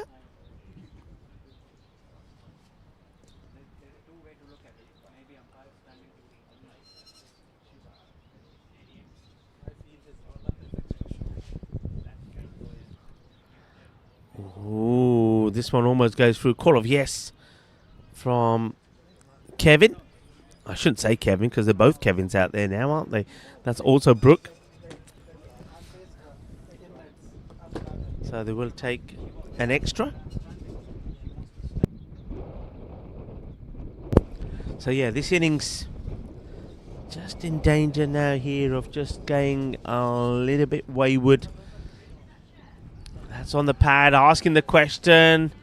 Umpire says not out, probably just now explaining that in the umpire's opinion. That's Peter out there saying I think that was going down the leg side, not out. But another tidy over.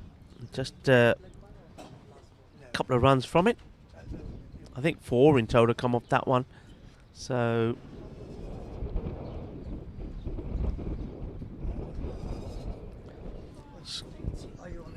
score moves to 80.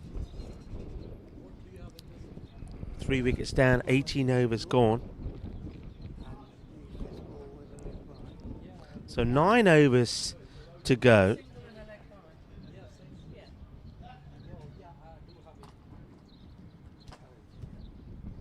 They're going around 4.4. So at this rate, say they get another 40, looking at about 120. And I don't think 120 is going to do it. I said earlier, I don't think 130 would be enough. I think they've got to push on. Still, I know it's 27 overs, and still, you've got to be looking for that 150. And that means something's got to give here. They've got to take the odd risk to get that acceleration going. Otherwise, you're really then backing your bowlers, aren't you? Let's see.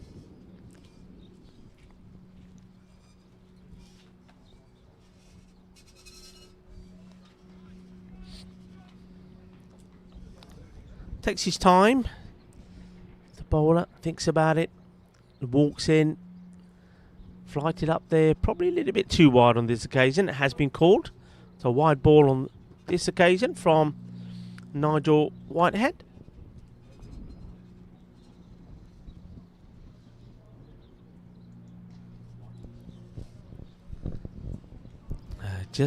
I'm just starting to sense that frustration now from the batters.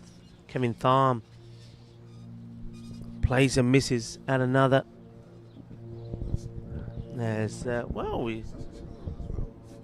noisy plane flies by. We haven't seen the helicopters this morning so far. Usually patrolling. Dotted up again.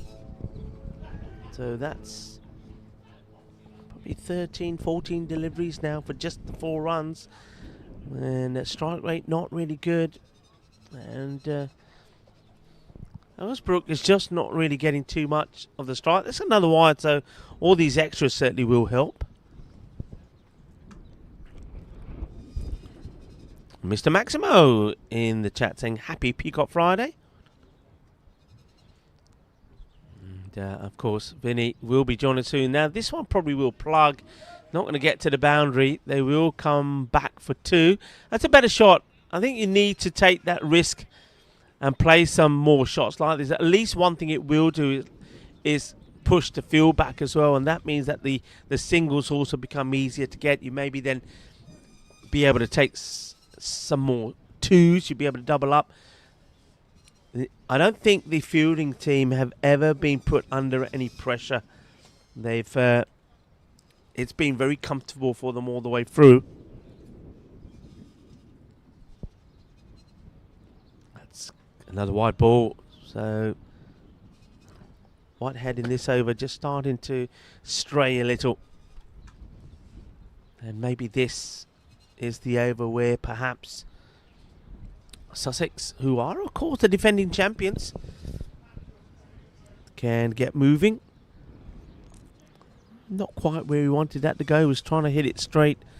Maybe pierce the 2 fielders that are straight and wide are those fielders. So there is that chance to get the ball through them.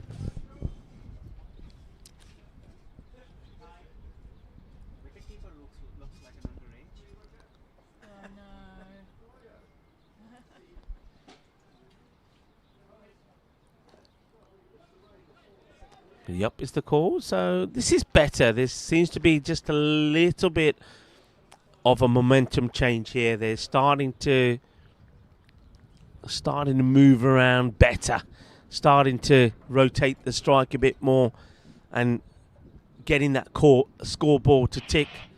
So that's the 20. Is that the 20? Yeah, 20 overs now completed. 87. 3 wickets down, so they have got wickets in hand. So I think they do need to start swinging. Bless you. Thank you. That was Ankit, by the way. He's still in the naughty chair. Yeah, you can't put any fizzy stuff in in your whiskey. Yeah, if you're having, I mean, if you're having a gin, if you're having rum, yeah, okay, but whiskey, no, you can't be done. And Maximo is saying he's actually packing for Malta right now. When do you arrive, Vinny? When do you arrive? Is it Sunday night? Oh, well, bats were meant to fly. Well, that one certainly did. And, well, he's got no bat to slide in, so I wouldn't go for a second. The bat is in the middle of the pitch. There it is. Well, take a look at this. The bat goes flying out of the hands. Fortunately, nobody was in the danger zone because when also Brooks swings, he swings hard. There he goes. Well, we've had one broken bat already. And that could have been another. Well, John Williamson, he broke his bat. Well, if you keep throwing them around like that, no wonder they get broke. That went flying. And John Heasham, like many people, saying it would be nice to see Vinny. And it certainly would be nice to see him again and nice to be in the comments with him. In the air, that's a good-looking shot. Here's a fielder out there. Will he be able to cut it off? He will. And the batters will take two. Yeah, so that part of the ground still a little bit slow. It did rain heavy here. Very heavy. When we got to the ground, it was raining. But it had rained overnight. It was very wet. But the sort of 45 minutes of rain that we did have was heavy, and that certainly has slowed the outfield up a little. So it's probably fair to say that, you know, this score at the moment, so the score about the 90s, maybe in the previous days that we've had, probably would be around about the 115, 120, because the outfield would have been quicker. There would have been a few more balls that would have gone to the boundary. Wanting two, you can hear the shout, 2-2-2, and they are taking it on, and they will get there. And we've said this before, that you can always take one to the throw when the ball is going in the direction of the boundary, and that's what they've done there. Well done.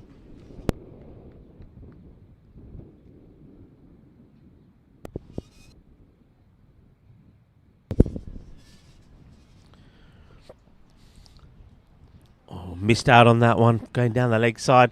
It's kind of appeals, does Peter Maddox, and then says, nah, actually, no, it's not. But it's another missed opportunity, as over is called. They're the ones I think they missed out on, those short deliveries.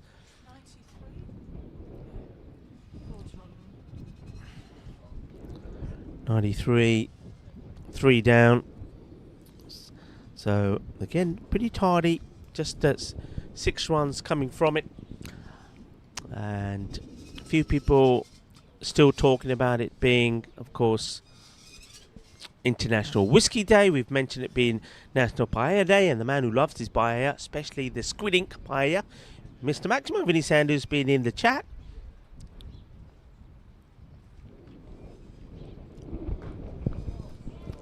Oh, he's going to have to get back. If it hits, he's in trouble. Well, they probably will now get the single. Rajan Sharma again in the action, and he misses by a whisker. If it hit, it was curtains. There's no doubt about it. But survives again. He has had a fair bit of luck. Kevin also Brook. Tienes poquito de suerte, Kevin.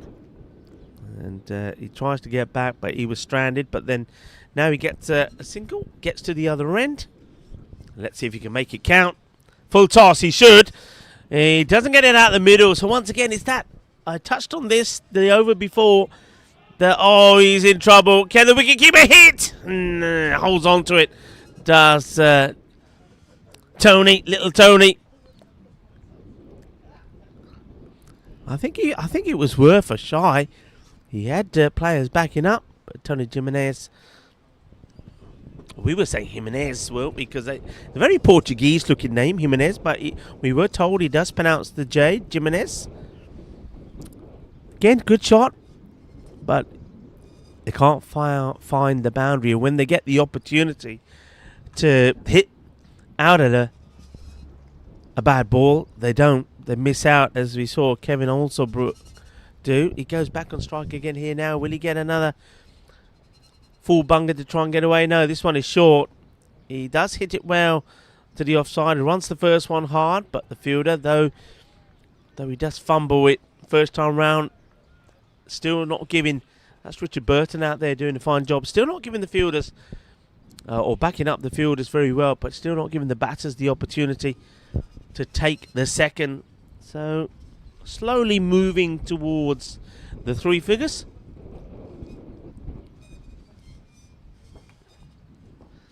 Now that should be four. That's more like it. That's exactly what they needed. And the boundary will bring up the 100. It's a lovely shot.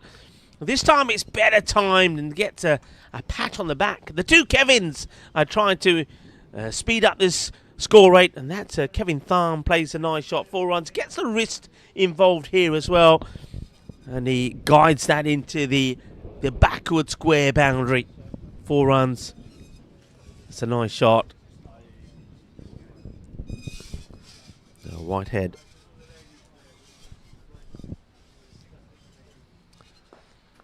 This one is more work to be done by the fielder, and that's Martin Venables. And that's 2 again. So, yeah, this is what they've got to do here now. Oh, hang on a minute. There's 1 short here. Oh, no. And I like the way the two batters are pointing each other. Get a two, man. Easy, two. No, not me.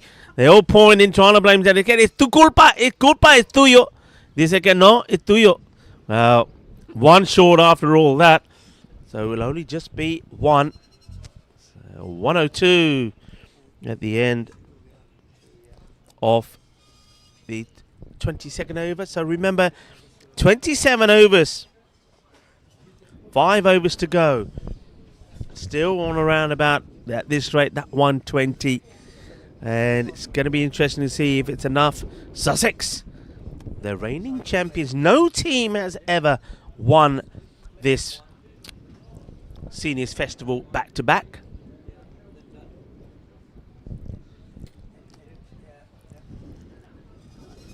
Just having a look at this field here. One thing, the field has never really been pressured. I don't think we've ever got to a point where they've had to push 4-men bat. We've got 3 out of that circle at the moment. That's nicely played, but it's going to slow down. They will get just a couple. Now they've got square leg mid-wicket and a sweeper out on the offside. The 2-men straight haven't had to be pushed back. And I wonder if we can have a look at some point, Rahul, of the wagon wheel again and just see. And when we looked at this last time, you'll see that there was no real hits down the ground. It was probably about 50-50 either side on the off and leg. But nothing down the ground. Just going to be a single this time and fielded again there by Martin Venables.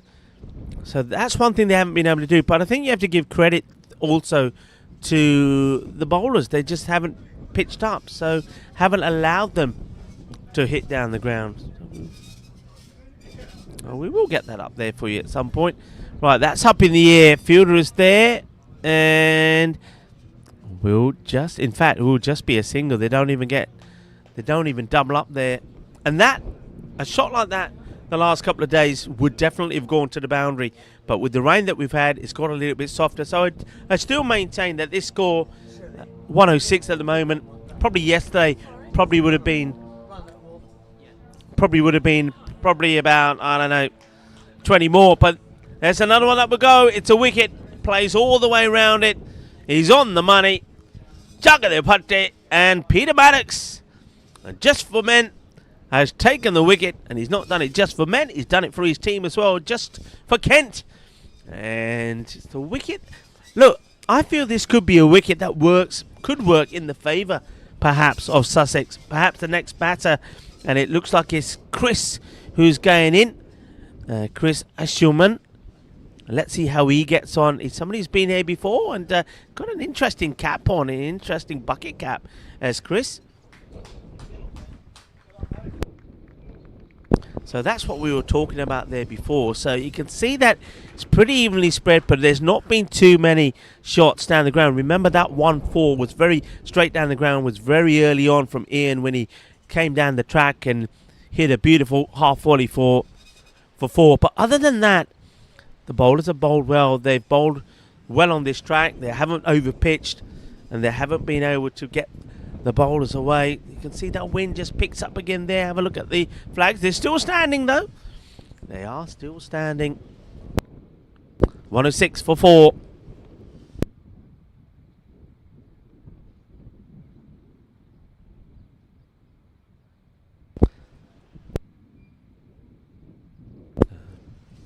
So, there's another big fella who's going out there. That bat just doesn't look right. His hands looks too small, doesn't it? For Chris Astelman. And, well, look at the difference between the wicket-keeper and the batter. I wonder if we can have a good look at that at some point. We have a look at this wicket first, though. There it is. But, I mean, the little and large show happening out there. Tony Jimenez and Chris Astelman. That's a nice looking shot. And just guises it around the corner for, thinks about the second. Probably was on if he went straight away, actually. If anything, that's probably been the weakness here for Sussex. They just haven't really doubled up on the single. I think they left a lot of runs out there. Not out. As Rohan from Canada Masters is here. Obviously here to toss the coin. It was going to be nice to see them out there in the middle. The team from Canada. Canada Masters Cricket Association. And they are a lovely touring party with the players and their wives and partners here.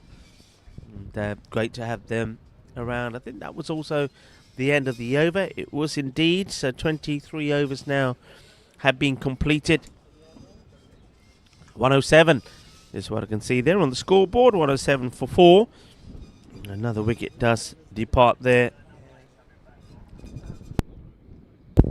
And it looks like Cliff Hayward is going to come back. The captain, he'll be very happy with the way things have gone for his side so far. Hayward looking to put the disappointment of the loss in their first match to the Essex Eagles behind them. As the wind just picks up again and the sun disappears behind some cloud. Ashelman on strike and he gets beaten. Yeah, I mean, that's what I was talking. You can see on your screens there now the difference in size between the wicket-keeper Tony and Chris. I mean, look at that. It's like father and son out there. Look, even when he's in his batting stance and bending down, he's taller than Tony.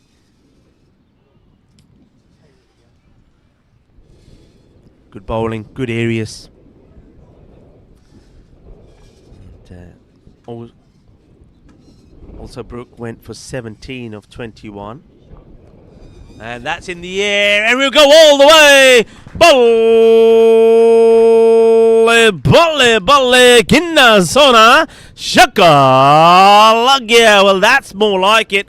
A little bit of Shaba. Well, Chris Ashelman has made and waited a long way to get out there. Well, maybe he has had a little tipple of the water of life on this International Whiskey Day, and that's fired him up. But that's what I was talking about, that just maybe a wicket falling or a couple of wickets falling here could be a good thing. You could get some batters out that'll crunch it. Goes for it again. It may be going, and it's going to be saved. It's a good save, that, actually, you know, because I think he saved 6 runs. The catch doesn't get taken, but I think Martin Venables does very well indeed. Otherwise, that was going to be back-to-back sixes. I think you say that's 4 runs saved there by Venables. That could be important in the match. The hard-hitting Chris does go back on strike. He'll go again, you know. Doesn't quite get it out the middle of the bat. And we'll probably have to settle for a single this time as Peter Muddocks bowls it back in. Oh, suddenly, a little bit of life and fire been injected into the innings, but can they maintain that from now to the end? Well, that's also well struck, and Venables does the fielding again. This time, just a single as it's rolled back to Tony.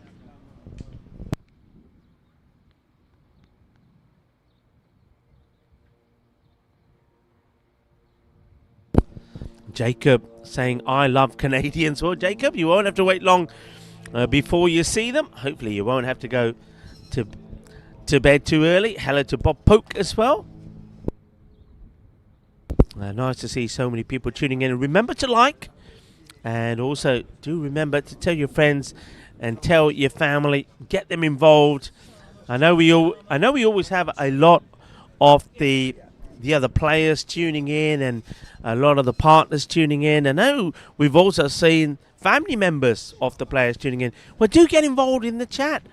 Send us a message. Tell us who you're supporting. It'd be lovely to give you a shout out and shout out to the person that you're watching. 117 after 24. That's probably a little bit too wide as Sharma comes back. Sharma bowled 4 overs, I believe, early. Yeah, 4 overs for 15. Coming back now. I just think, my feeling is I'd like to have pace back on here if I'm the batter. Because, well, that's just going to be one. Yeah, because at least if you've got pace on, if you're swinging, if you get a bit of an edge or something, the ball's going to go pretty quickly.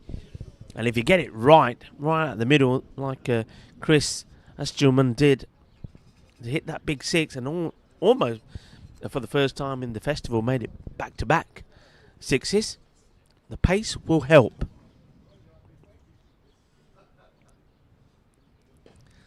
Lofts it up in the air. It's another one that's going to plug, you know, soft outfield. The batters will have to take 2.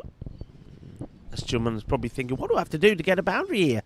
Well, the way to go is to try and hit it over the top of the ropes like he has succeeded in doing once already, because along the deck, the ball just doesn't seem to be going quickly at the moment.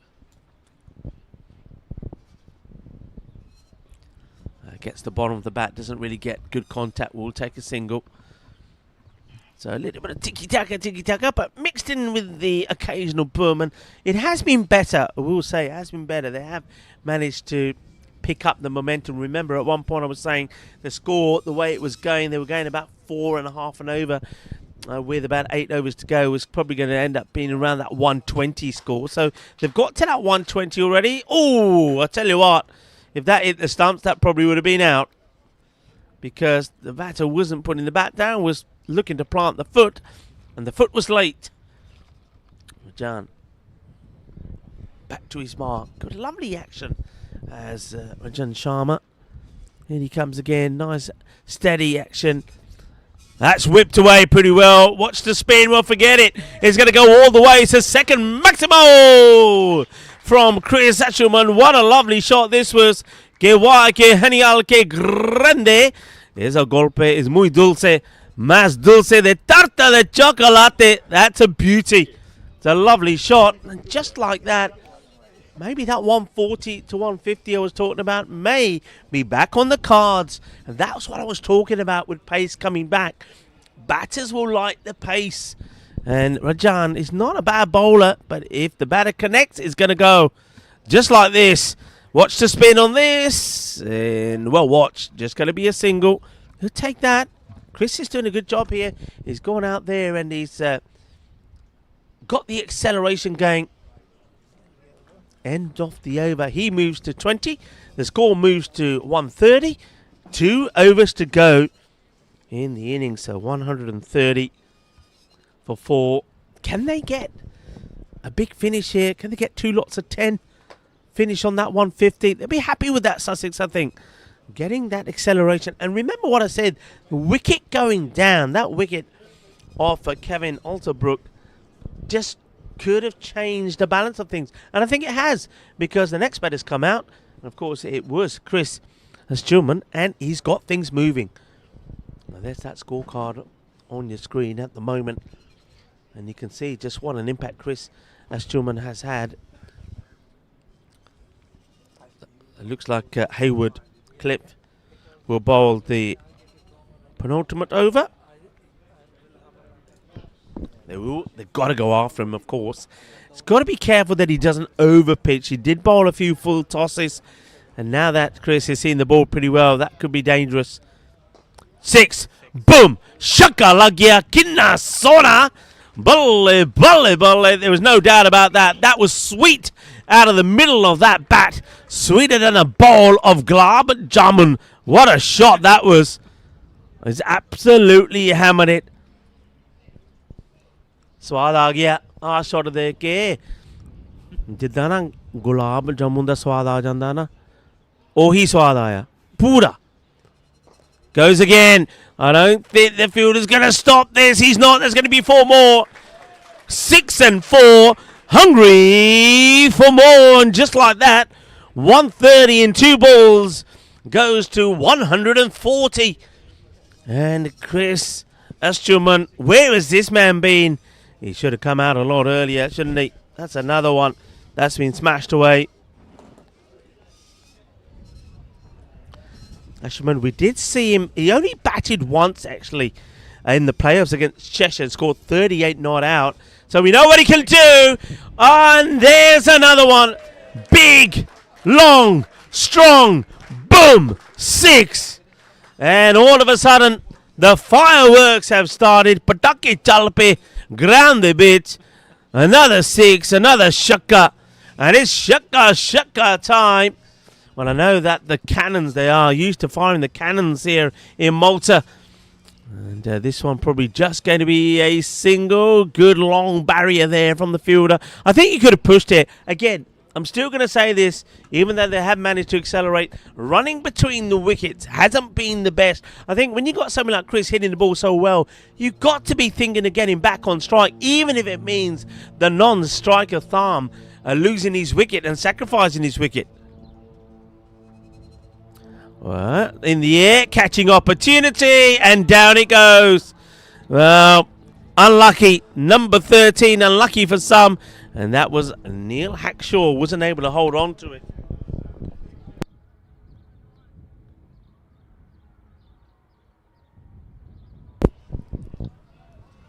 Well, this has been an expensive over, hasn't it? Let's see. That's it. Well, now, I don't think it's going to go to the boundary because, as I keep repeating, it's pretty soft. Now, they're not taking the second. And that's good thinking. I heard that coming from the bench to my right with Sacco because you want him on strike, don't you? And what we will do before the next over, I think it's worthwhile having a quick look at his wagon wheel because he is really mullered. He's torn into the bowlers. Bowler nu na changya. Shittar mare dekh lo. That's his wagon wheel. And you can see the impact. Count them up. 1, 2, 3, 4, 6 carreras. And you've got those boundaries of 4s in there as well. And he's the one player that's been able to do, in just the short number of deliveries that he's faced, 15 balls, been able to do what the other batters weren't able to. And that's basically batter it over on the leg side. So well done to him. 149. Remember, I was saying if they could get to 150, they'd be more than happy with that. The way they were going at around about that at the end of the 20th over was that they were going to put a score on the board of around about 120. So he's matched his highest score of last year, which was in only the one innings he had. He scored 38. So this guy has got to be batting more. I'll have him up in the beginning of the order. He goes again in the air. Probably a catching chance that the fielder can get there. And couldn't. They've got to go back for 2. Got to go back for 2. He's got to get himself back on strike. And there you have it, Chris Estuman. Well, maybe we should just call him Chill Man because he looks pretty chill. Pretty chilled, does Chris? Come out there, and he's torn into the bowling. He really has. His highest score in only his second innings, so he's never been out then. And that is going to be a bit of bat involved. Should again be coming back for 2. Got to turn and go. It's worth going for it. And especially when the ball is only going to be rolled back in like that. Well, the throw does come. They could. No, they won't. Ranjan does the backing up. But you probably don't want to change the strike. So the 150 on the board. And I think for the first time in the last two overs, the first time I think Sussex finally believe that they've got a total on the board that they can probably defend. Gone! Oh, there's nothing more exquisite than that if you're a fast bowler. Rajan Sharma has the last laugh, maybe. What an explosive way to end what has been an explosive innings. Watch the stump cartwheel out of the ground. Chalkade Pate style from Rajan Sharma. I still do believe that pace on for me probably was a bit of a mistake here. But Sharma, though he does pick up a wicket, but not before we've seen a blistering innings from Chris Chilman. He's absolutely mullered it. The man wearing the funky bucket hat has come out there and given his team a healthy total. But have a look at the stump there. That was absolutely beautiful. You beauty, says Sharma. But also, it's been a wonderful knock there from Chris Chilman, or Chilman, I'm going to call him now from now on. He's absolutely battered it. Roger Smith, who's also new to the Sussex lineup this year. He's not. He's going out. Did he play last year? Oh, he did play last year. Adrian says he did play last year. Well, the information I've got here is a little bit wrong. More of a bowler than a batter, though. Is that right, Adrian? Yeah. Roger Smith making his way out the middle. Also some dark clouds coming over, which is a bit of a concern. So we should get... Let's just hope that we get... as we come out in the 10-minute break, the clouds will go, and when we return, the sun will be shining. Yeah, there will be a break only about 10 minutes. So, yeah, what a great knot that was from Chris Chilman. So 3 balls to come.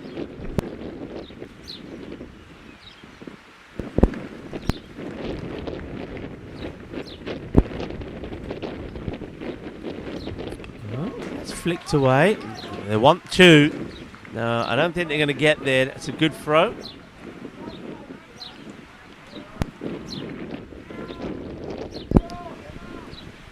Couple of balls to come. What can they finish with here? Can they get to a 160 here? It's going to be a swing. I mean, that's the right thing to do. Take the single, get the Farm back on strike in his 20s. And he's hit that well. It's come. I think there's fingertips on that. Looks like it's the captain. You got to go, really.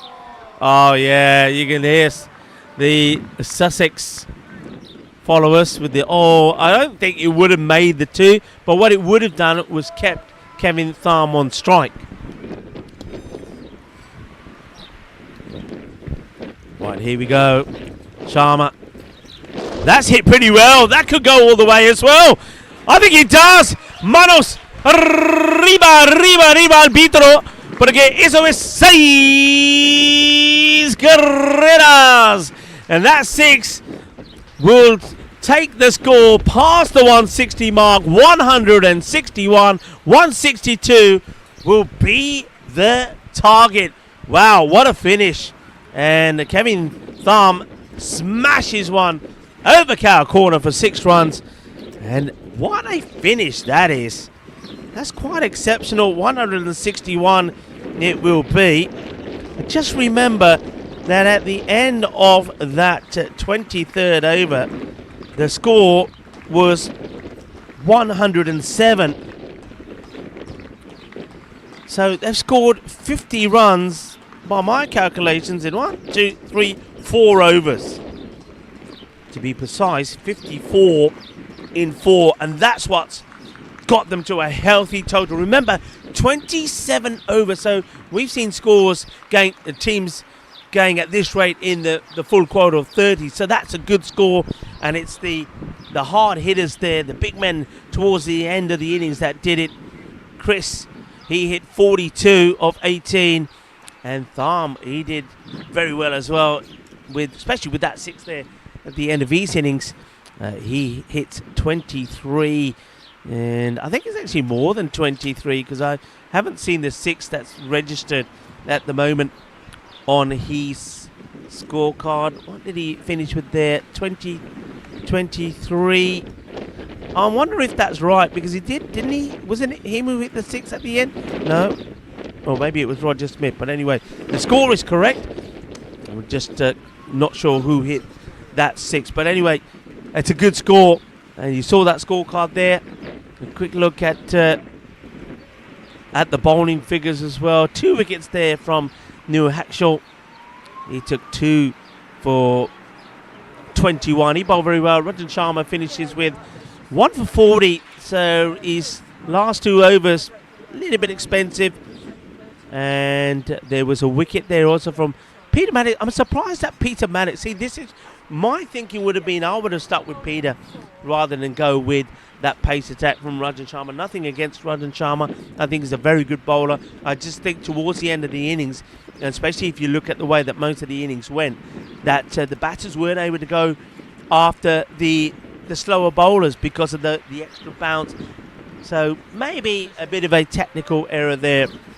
But still, we're going to have a good finish here. Kent, remember, they will want to make sure they get a victory here. But in the last, as I said, their last 4 overs, they just let the opposition, Sussex, the defending champions, get away from them. But it's going to be a healthy run chase. Join me, Rika Full, and the rest of the gang here when we return in around about 10 minutes' time.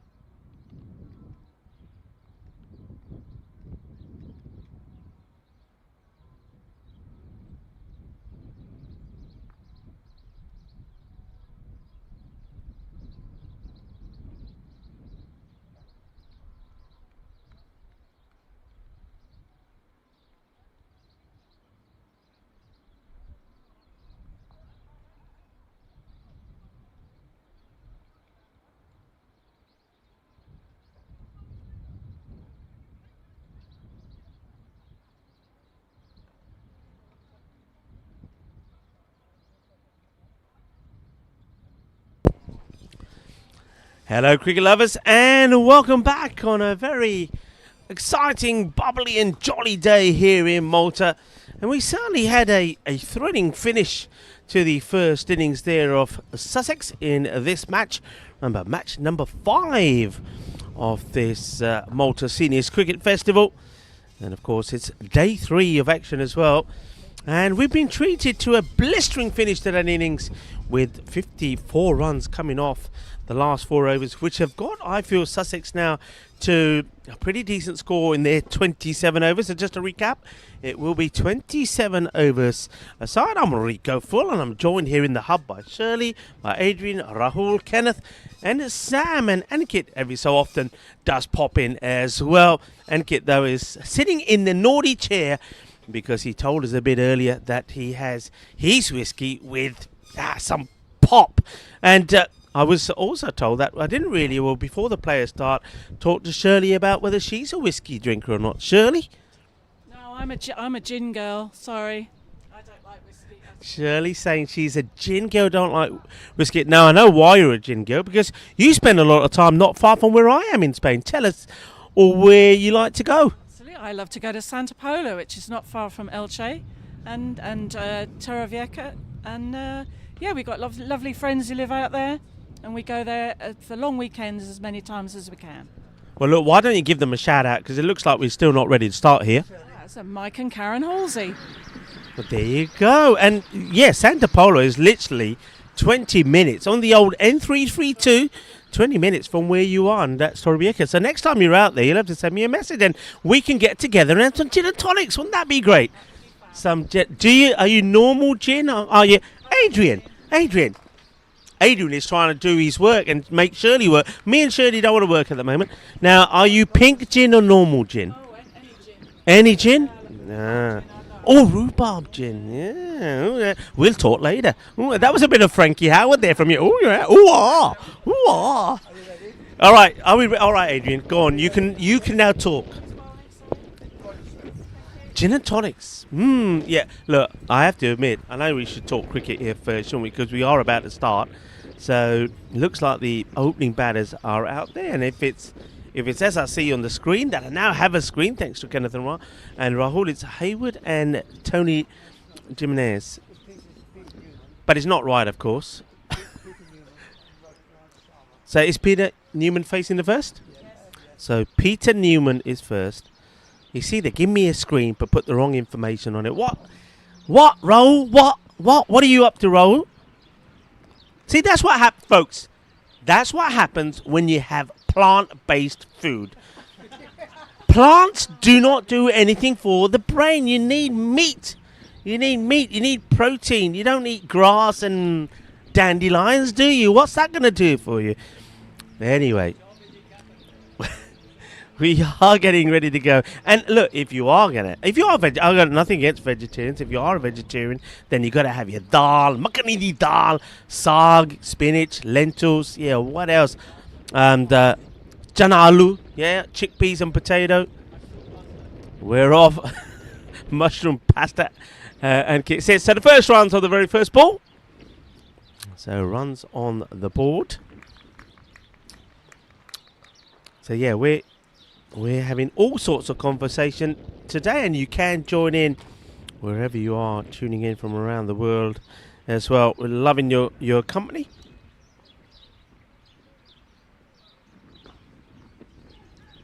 Yes, is the call. I'm just in the process of sorting out some of the team sheets that are coming in for the next matches. I'm going to leave that one over there with you, Adrian, next to the one from Surrey.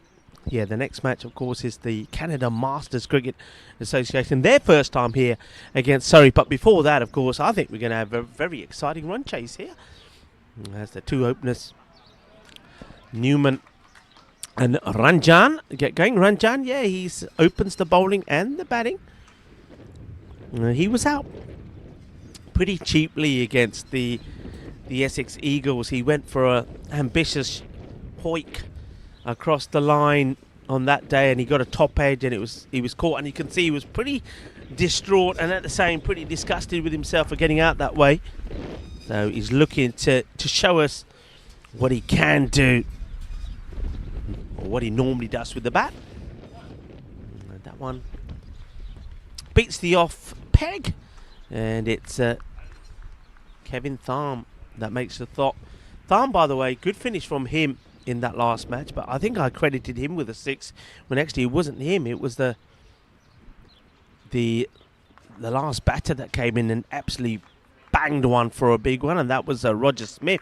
So Roger Smith, I mean, just remember that contribute. There's two things actually I think about that first innings to remember. One of those was Martin Venables saving a 6. They only took 2 and it could have been 6. So those 4 runs pretty key. And then that 6 that was hit there towards the end of the innings from Roger Smith. We're talking about boundaries. Well, there's one. And that's 4 runs. He gets a swivel on this. A little bit of the MJ. Oh, as I like to call it. That's 4 runs. 4 carreras. And Jacob is saying back to the much missed Rico rant. Yeah, you know I have to have a rant now and again. Mind you, talking about whiskey or gins and tonics is not a bit of a rant. I think that's a good thing to do. Yeah, gins. I don't mind the old, coloured gins. I think there's the strawberry one seems to be pretty popular. The other thing, Shirley, we were talking about. I talked to you while I'll remember only to talk to you in between overs.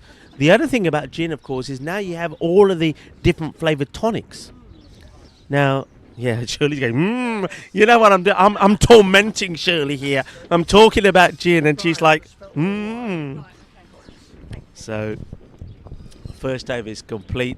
With that boundary of 4, 9 runs come from that one.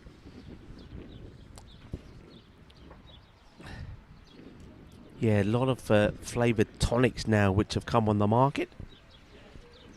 And, of course, I was talking about that big, very important, could be a very important 6 from Roger Smith, who actually bowled that first over. Not quite the way you wanted it to go with the boundary. And this is now Cox, who's bowling. So Brian Cox. Let us know in the chat if you're tuning in, where you're tuning in from. I know we've got some of the regulars in there as well. And I know it's a bit early, but I will remind you all, don't forget, the second match, so match number 6, that one I mentioned already between the Canada Masters Cricket Association and Surrey. It will again be streamed live. It will be on YouTube. You can stay in touch, etc. But it's a different stream. And we'll remind you of that before this match is over. And I know that we've got the Cricket Legends robot is always lurking in the chat. So just a reminder to the robot as well, if you can at various points keep putting that in the chat as well, just so people remember to move to the next stream, so you can continue to not just enjoy the cricket visually, but also you can stay in touch. That was an adventurous swing from Sharma.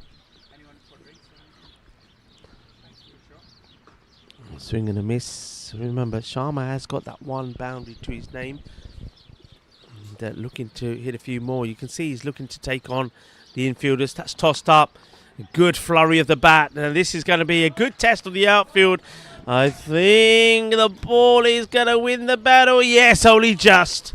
Only just. So already you can see that from the period when we started the match, from the first innings to this, the outfield is slowly starting to dry up and quicken up. So that's 4 more, the second 4 for Sharma. And that's nicely hit. Lovely shot, lovely flow off the bat. Good swing. This time it's shorter, and that's put away as well. Hooks that away, and this is when the batter says, pitch it up, sunshine. Pitch it up, or I'm going to take you to the cleaners. Good shot. Good cricket, really. First of all, the ball that was over pitch was beautifully driven for 4 all along the deck. And then the bowler wants to make an adjustment this time round. Cox knows he can't pitch up, goes shorter. And Ranjan rocks back and plays a beautiful pull shot and gets 4. That is the end of the over. And it's another good one here for Kent. They've started well. Both batters doing well. That's 2 lots of 9, 18. Without loss to start off with. Yeah, we were, and for people wondering, we were talking about drinks because today it is International Whiskey Day. Liquid gold, or the water of life, is what whiskey is referred to. And, well, myself and Shirley were talking to say, well, you know, I live in Spain, of course, and Shirley travels there a fair bit to be with her friends. And really, I think when you're living in a hot country, whiskies is, you know, when I was in the UK, whiskey used to be the go-to drink, you know, just to chill out at night time after a hard day's work. But when you're living in a hot country, I think you can't beat a nice, refreshing gin and tonic.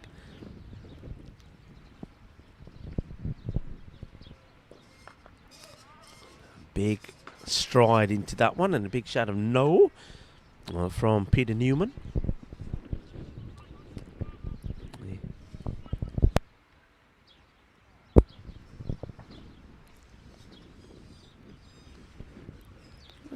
Reaching for that one, the umpire Peter pretty happy with that. Here's Yanka. Yanka's a very busy man. Don't mention Yanka as much as I should, really, because he's always busy and out of sight. Walking around with his camera. That's 4 runs. This is a very good example of how the outfield now is behaving the way that it did yesterday. That's just beautiful timing. Let's have a look at this again. He knows where it's going to be. Takes a little step wide of the stumps and just guides it into that gap. That's a very good shot by Peter Newman. I wonder if that's going to prompt a bit of a field change here, because he does like to play that shot.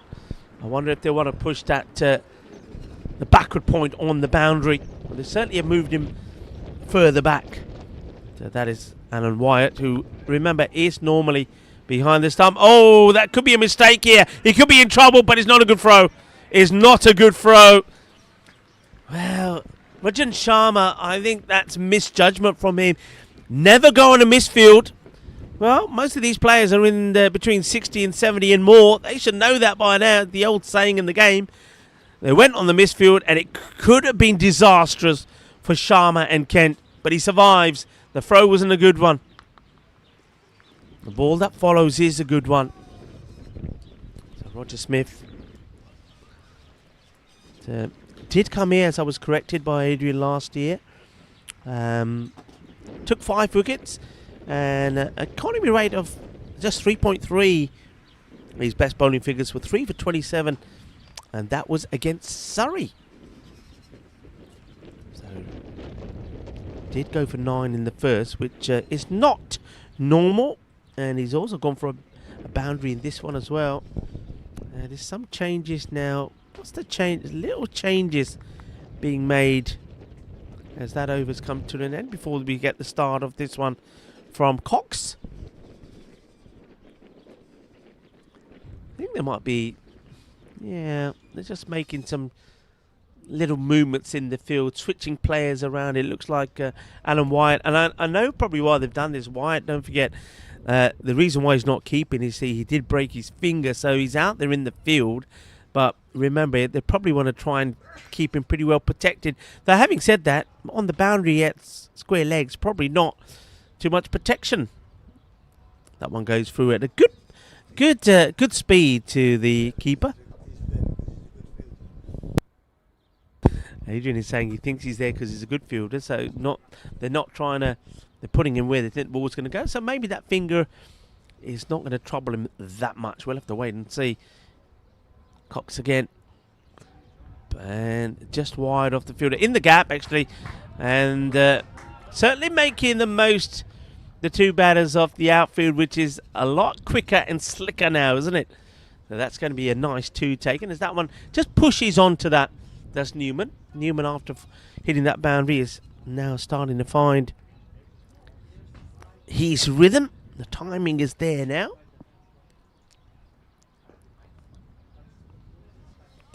No run on this occasion.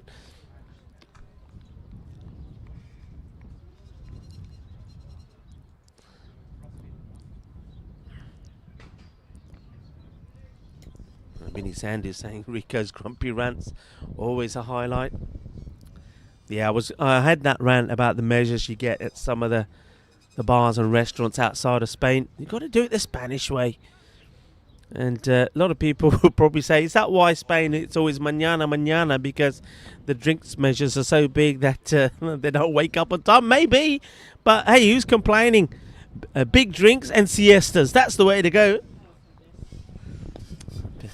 Large measures and siestas. And of course, wonderful food in Spain as well. But I have to say, Malta is right up there as another very favourite destination. Busy all the time. Every time I've come to Malta, and I think I've come here probably every time of year, it's always been busy. Be interesting to see how it. I know that the kids are going to be off school next week, so all the kids are going to be very excited today.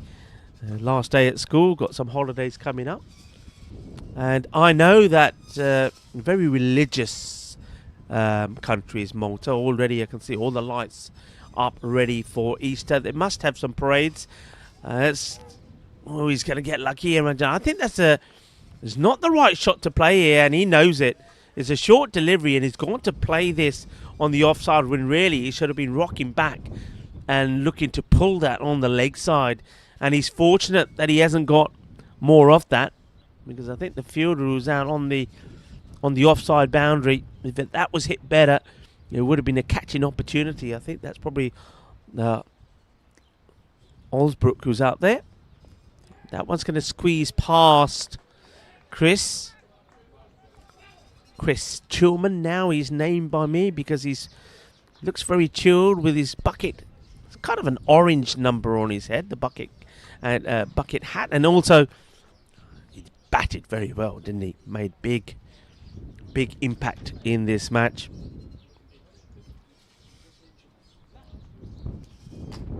.42 of 18.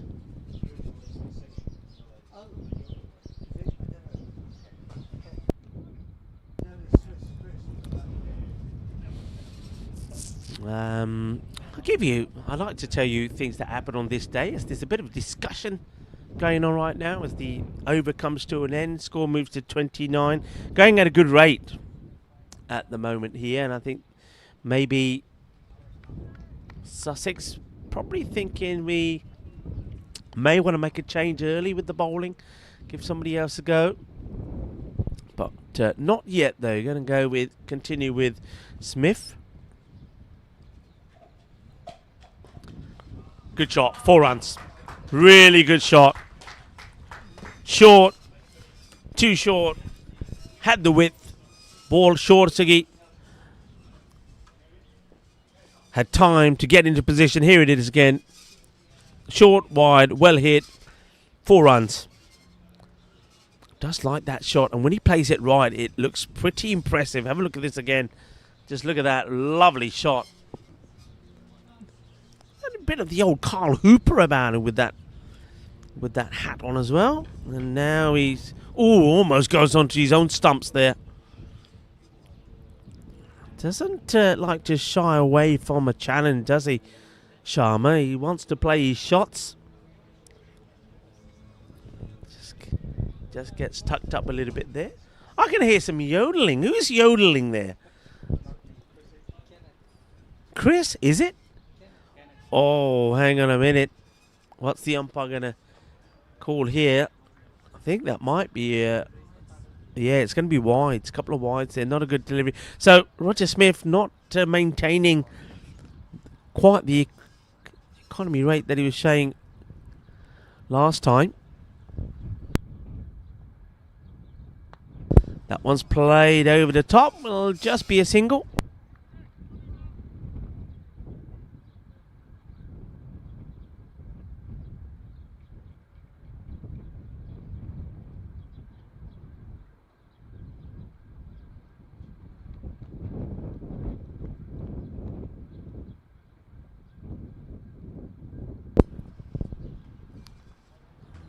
Just keeps that one just inside the line.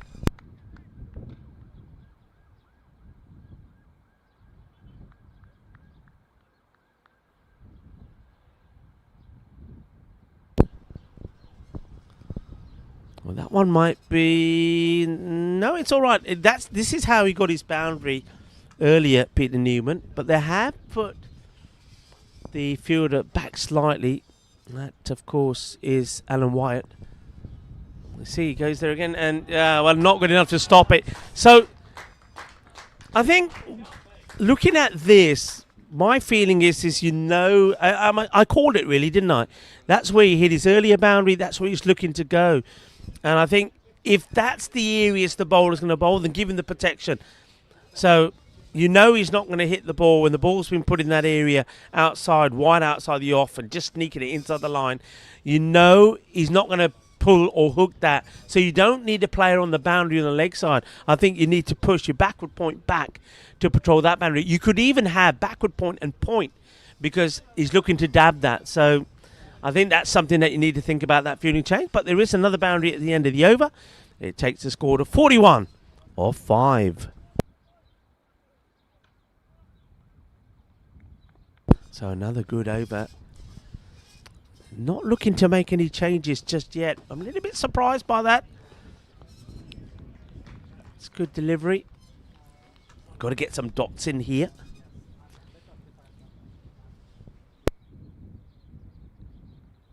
Hello to Wayne, who's saying, "Good day, Rico. Who will win?" Good question.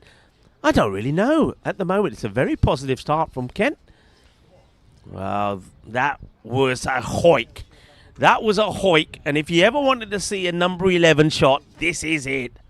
Look at the head up in the air. And it was nowhere near that. Bit of an ugly looking shot. And fortunately, the stumps are still there, really. This one, it's a bit better. Don't need to do too much at the moment. If they keep going at this rate and keep this partnership going, then they're going to be there or thereabout, aren't they? Yeah, Wayne, welcome to the coverage of this Seniors Cricket Festival. And also, it is International Whiskey Day. Good day to have a paella because it's National Paella Day and you can wash it down with a glass of your favourite whiskey.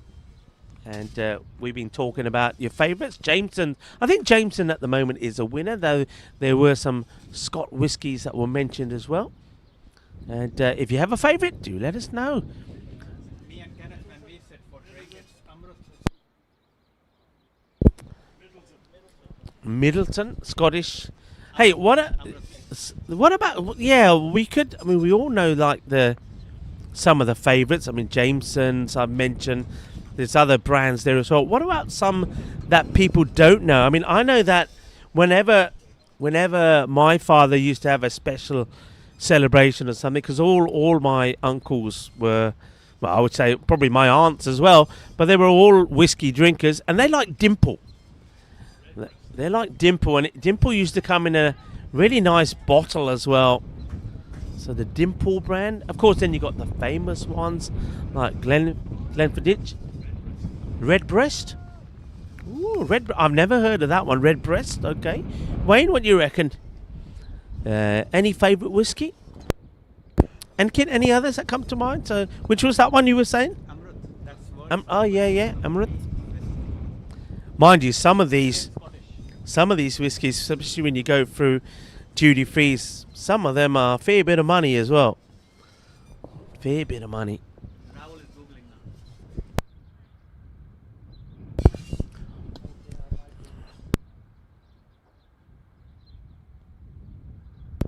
Just looking to, yeah, I think they are pushing fielder back on the boundary now. Alan Wyatt.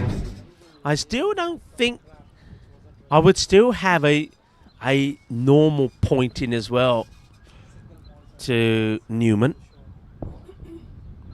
43. That was a better over from Cox, that last one. And good stop. Good bit of fielding. Had 2 written all over it, but Ian Rippengill puts the foot down, stops it. It's only going to be a single now.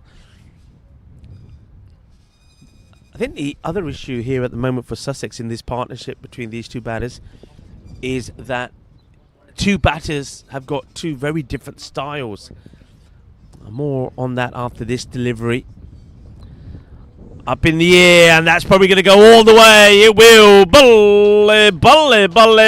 Ginna Sona. Shaka Lagya. Boom shaka. boom, boom, boom. 6 runs goes all the way. And that's what I'm talking about. So you know you've got Newman who's going to wait for the ball outside the off and paddle it. So that's why the backward point has been put in the boundary. But Rajan is different. I think with Rajan, you're probably thinking, right, you want your square leg, mid-wicket and long on, and maybe a sweeper out, extra cover. They've got to work this out. And that's what I'm talking about. You see what I mean?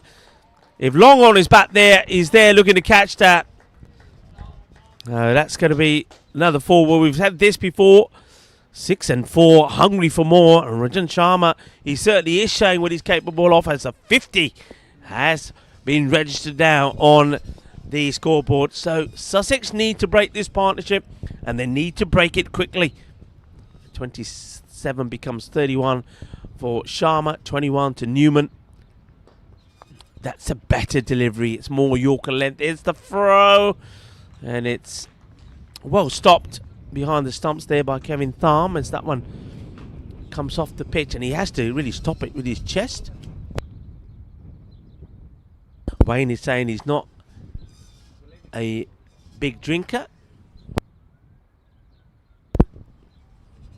Glenn Morganay is one that Jacob is saying is the Stewart family choice. Thanks for that, Jacob. I think the crew here have all decided, and I'm sure we'll be joined by some of the players as well, that we'll all have a little whiskey at the end of the day. That's a nice looking shot in the gap, and that is going to beat everybody. That's a really good shot. We know that, Ranjan is trying to hit the leather off the ball, and he's belting it pretty well. But I'm liking the shot selection from Newman as well. He looks a very classical, classy player. Have a look at this. They don't come much better than that, do they? Lovely shot. And the good thing about that shot is where Ranjan really likes to muscle it. Newman, his body stays nice and straight. Good flow of the bat. And here we go again. A really nice shot. Nicely done.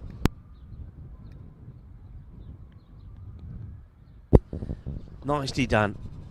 So the runs just keep on coming. And I think there has to be a bowling change here pretty quickly. Otherwise this is going to get away from them quite soon.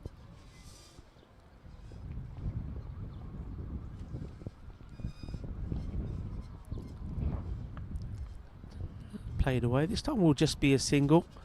I think the other thing is it's difficult for both the bowlers, because with both batters having very different styles, one line works for one. So for example, to Ranjan, you could probably say if you keep it short of length outside off, it works well.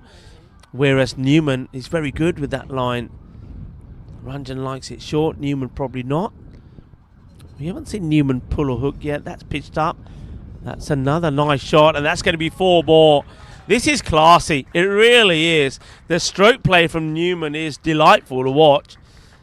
And what a lovely shot that is. So there's definitely some thinking to be done here by Sussex. Well, remember, Sussex themselves with the bat didn't get off to a flyer, but they finished with a flurry.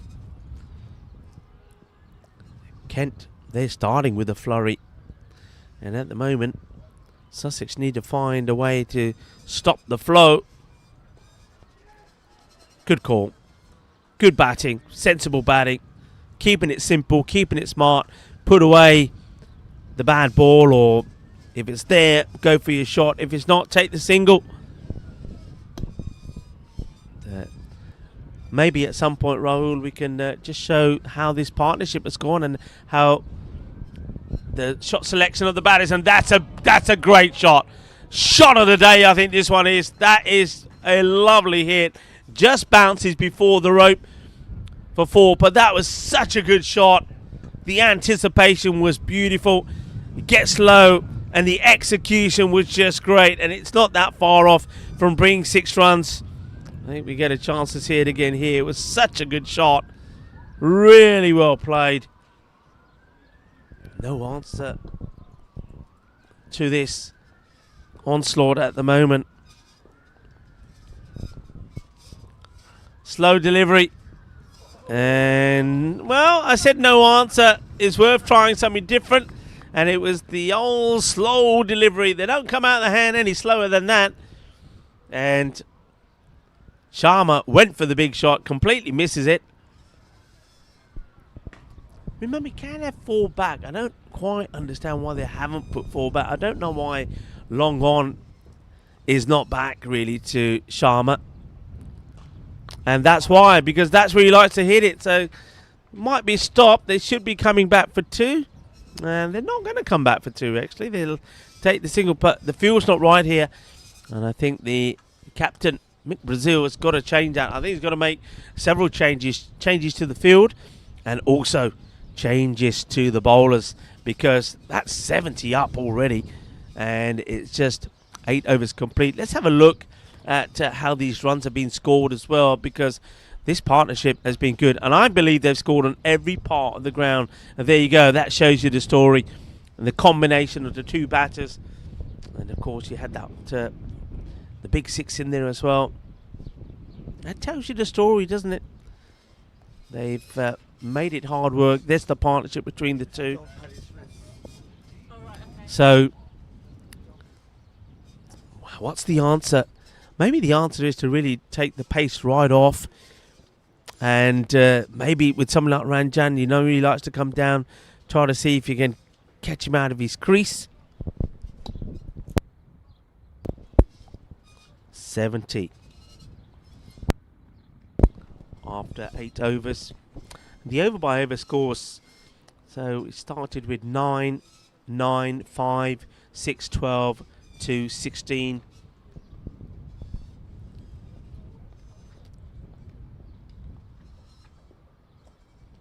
That last one, 11 coming from it. Short again, but they have got the fielder back for the hook shot. So it'll just be a single here. So this now is Paddy, or John Smith, known as Paddy.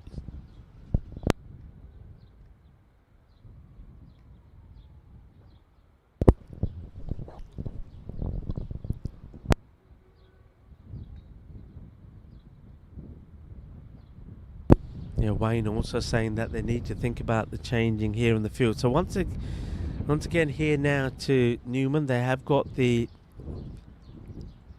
backward point on the boundary. That's too wide. They've also got point back.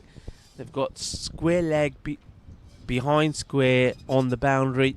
And I'm just seeing if there is another boundary fielder. I'm not sure if mid-wicket is on the boundary on the 30-yard circle. Can't really tell from this angle.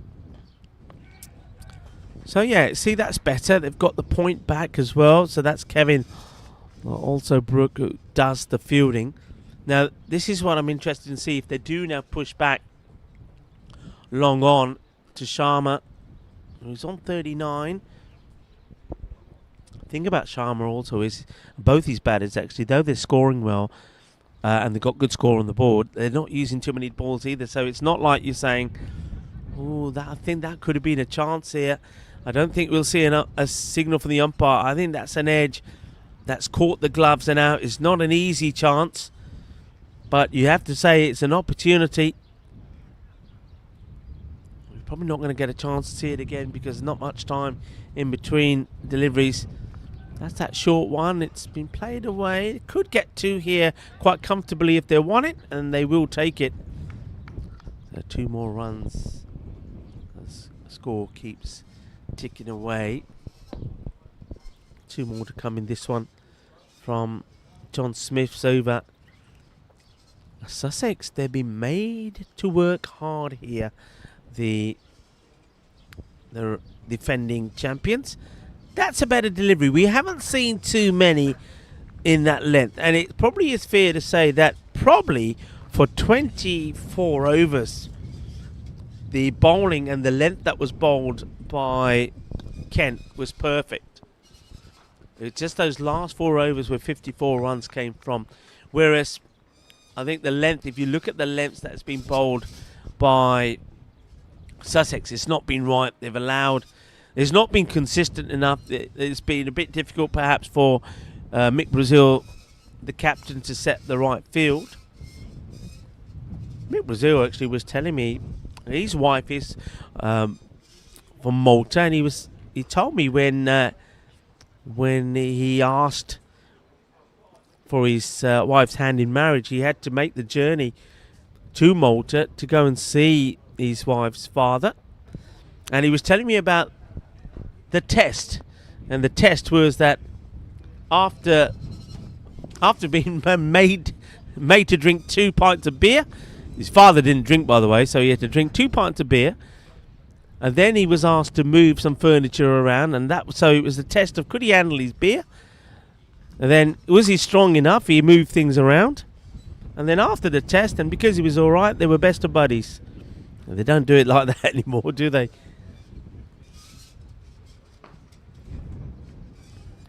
Want to take it on, in comes the throw. Good running. He's quick between the wickets, isn't he, Sharma?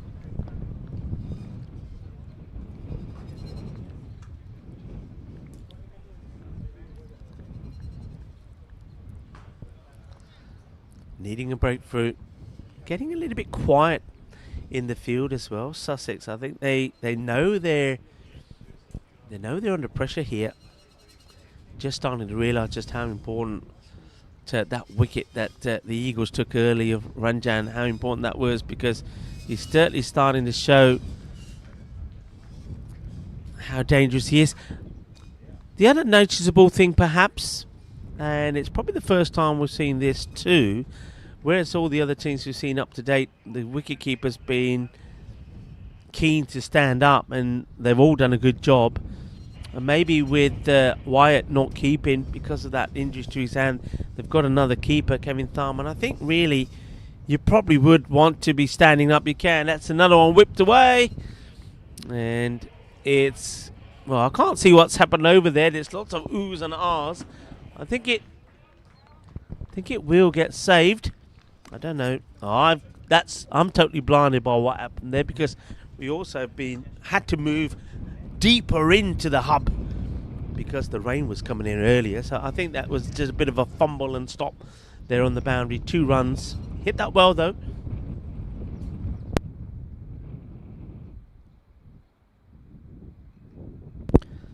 They are sticking with Cox. I'm surprised that they didn't make a double change.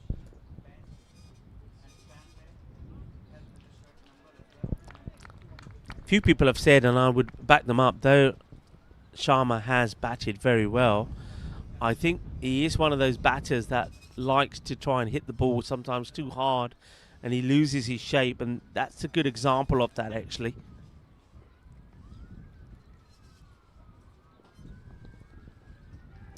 Well, whipped away, nice wrist work.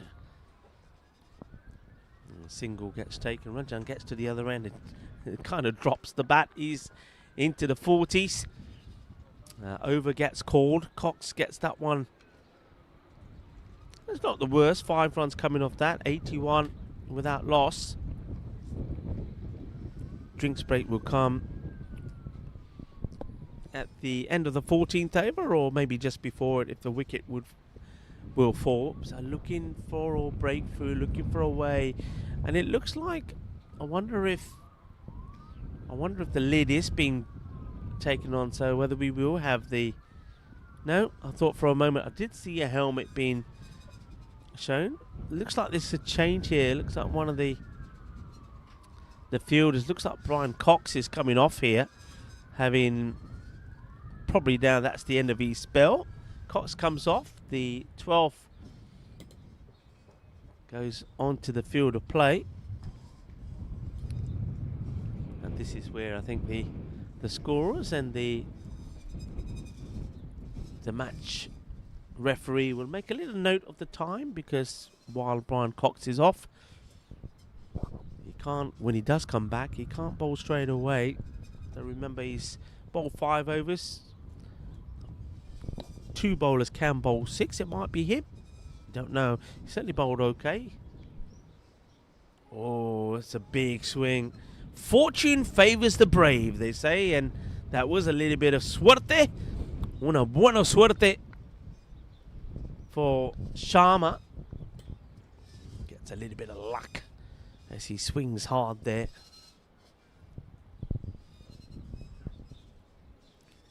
Smith to continue.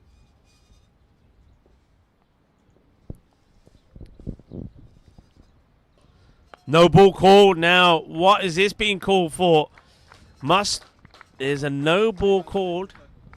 I think they must have had too many out here. Let's count them. 1, 2, 3, 4, 5. Yeah, 5 out. They had 5 out. Can only have 4. So the 2 umpires coming together. So and that's going to be 50. 50 to Sharma. That's going to be a minimal, what we called. That's 5 because there's 4 runs and there was a no ball as well.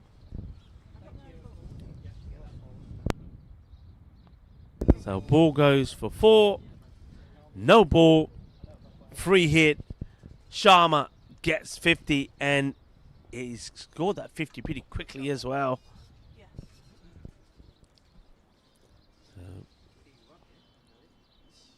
Here's the free hit. It's well bowled, but it still might go for 4, you know. I think it is going to go for 4.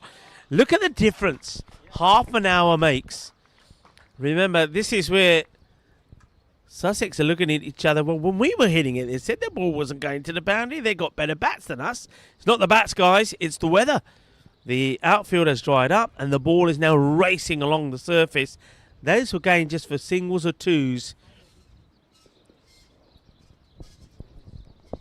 I remember saying that at the time, that though that's played away, that's going to be 4 as well. Sharma is on a mission.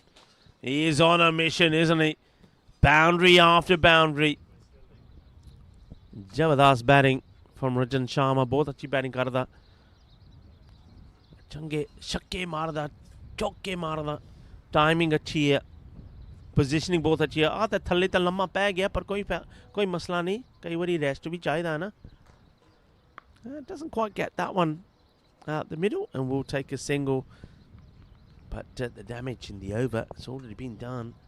Sussex struggling here, big time. And the thing with Sharma is, I mean, that 50 came up in about 30 deliveries. He's still got about 18, 17 balls to be out there. And by that time, I think this match could already be put beyond doubt. This could be where it is at the moment, it could be a bit of a pasting here for the reigning champions. And I'm starting to sense that from them in the field. The bells are ringing. You can probably hear the bells. The bells of doom, maybe, for the defending champions.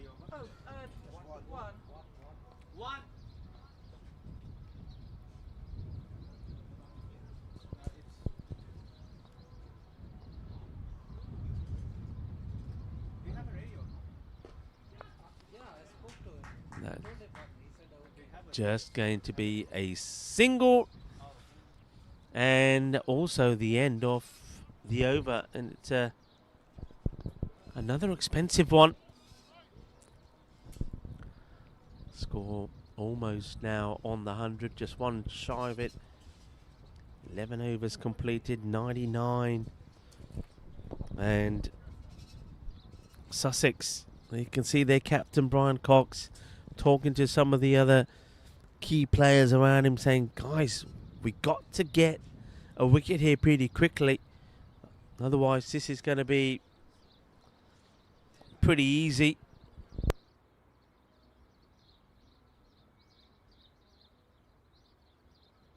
And while there's a little bit of break here, I think Rajan is quite rightly deserves to have a drink, because this is what he's done now. You can see he's played more or less all around the park. A lot of short deliveries that he's put away. That one a big 6 that he's hit. All of the 4 boundaries have been when he's been on the pull or the hook. He played one over the top there on the offside. So it has been a very good knock from him. And the thing is, he's still got 16 balls to face. So, yeah, you know, if they don't get him out, I think he's going to put this match to bed pretty quickly. So, and Kit takes a drink out to him. I don't know where the 12th man was. 12th man's probably in the bar having a whiskey, saying, you know what, this match is done. It's National Whiskey Day. I'll have a whiskey, please. Not a bad idea either. 100 on the board because of that wide.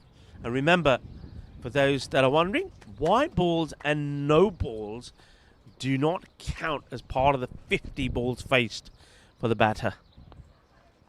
Wait is the call. Is there a way back for Sussex in this match? Is there a way back? You can see that Chris Chillman not looking so chilled now. He's probably feeling that all of that effort. Oh, the bowler's gone down pretty nastily here. You can see when he put his front foot down, he slid a long way. He got up pretty quickly.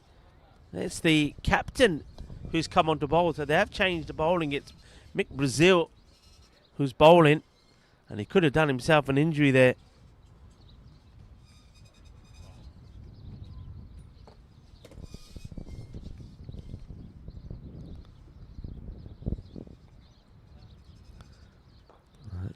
Just dabs at this. They'll take the single. The backing up is good.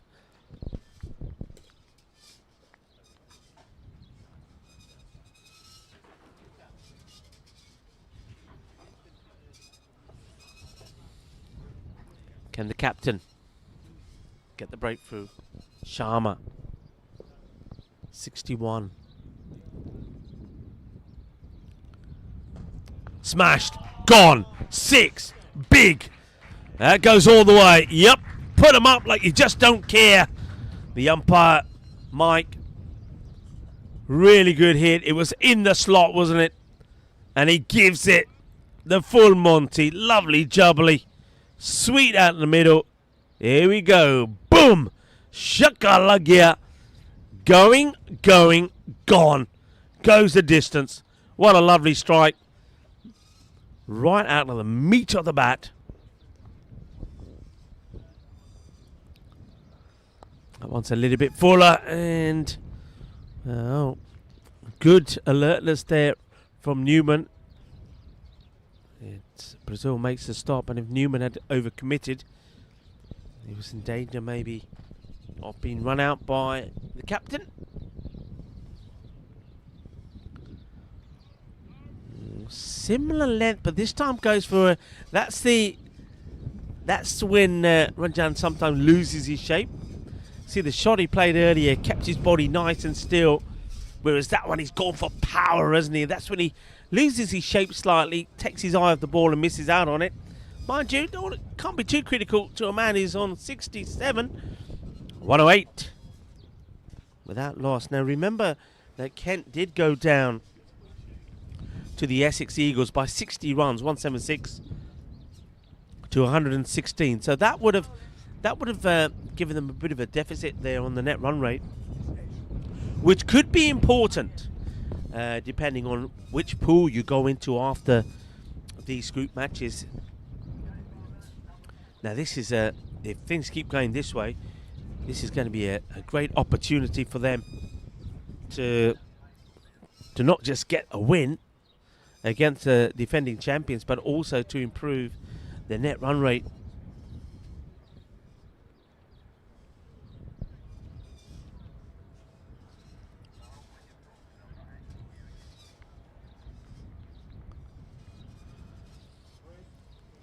There are going to be a change. Now they're going for, well, a man who you thought was perhaps maybe going to be their hero and their saviour with the bat. Got them important big runs. Now is Chris Ace Chillman going to be able to do it with the ball? He wants to make a bit of a change here to the field.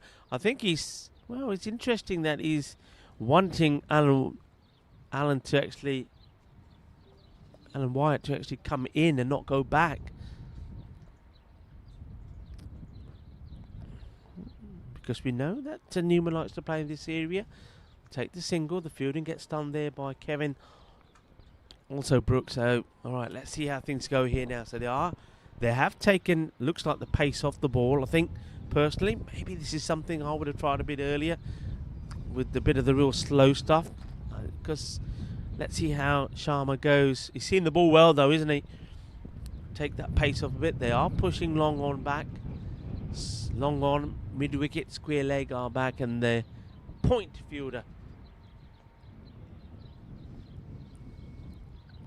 tossed up and missed. I liking that from Kevin Thumb. He's doing the impersonation of the seal, saying, yeah, I'm just flapping these gloves around like a seal, trying to stop the ball. It hits him though, and they don't get any extras. Tossed up again. Wants two. Oh, he doesn't see it. They might even get three here. If they want it, three's on. Fielder, who's on the boundary, didn't pick that at all and needed some guidance from his teammates.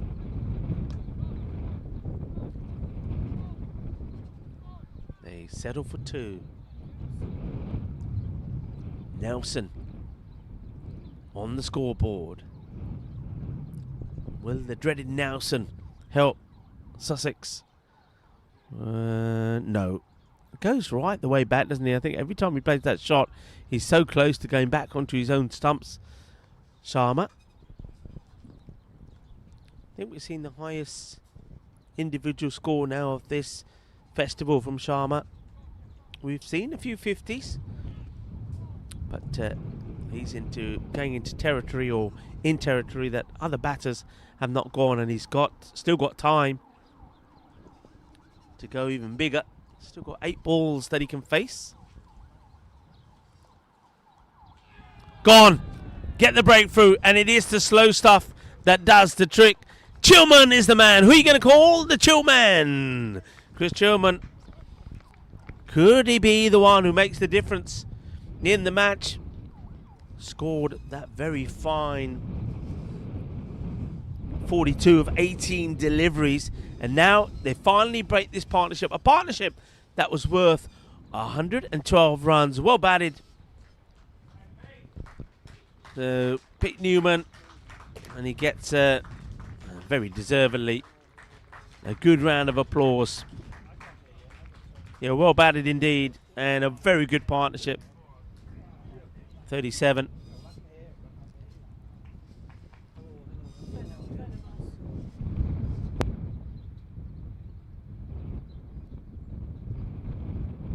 Nice catch taken also behind the stunts by Kevin Thumb. Well, he was doing the impersonation of the seal a little bit earlier and in that over. But, well, the thing is, it doesn't matter if you don't catch them when they're not off the bat, as long as you catch them when it takes a little bit off the woodwork on the way through, and he's done just that. And it is Chris that gets the breakthrough, so they get the wicket. Now, can they get a few others? Can they now try to put the squeeze on? Of course, they'd like to see the back of Sharma as well. Sharma, I think I said he had 40. He's had 42 balls, or is it 41? I'm seeing 42 on the scorecard that I've got in front of me, but that may include a no ball. I think it does actually, so I think it's 41. So, yeah, pretty soon he'll go, and then they can really try and get back into it. And just having some drinks at the moment. And while you're having drinks, I can talk a little bit about a man that we saw here a few days ago, and that was Devon Malcolm. I actually mentioned this to Devon when he was here. I said, Devon, do you realise that on Friday it will be 36 years when he did something amazing? 1990, one of those scintillating days when Devon Malcolm's radar was spot on in Trinidad. He cleaned up 3 West Indians in 4 balls, and it was no tail-ender demolition job either.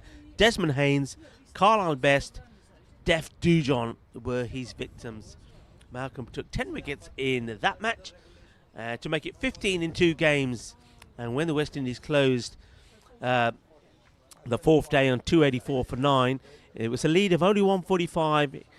But England were, well, the rain meant that they weren't able to, well, the rain and standing Captain Haynes meant that they weren't able to get that victory. But yeah, back in 1990, Devon Malcolm, who of course was here a few days ago, and What an ambassador he is for the game.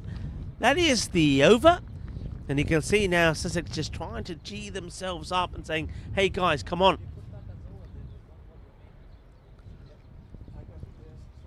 Saying, come on, we can get back into this. The over is completed. That's over number 13.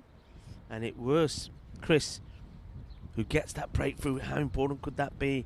112 for one. 4 runs from it and the wicket. I wonder if Mick Brazil was going to come or carry it. No, he's not. He's making a change at the other end as well. Looks like Brazil's not going to bowl. They're going to go with Also Brook. So this is Kevin Also Brook. Will the double change make the difference? Bowling to the hard hitting and in form Rajan Sharma, who's on 70. And remember, I did say that this guy has taken Also Brook over 1,000 wickets, 9 for 38. I've been informed was his best bowling figures. They could do with something like that now, couldn't they, Sussex?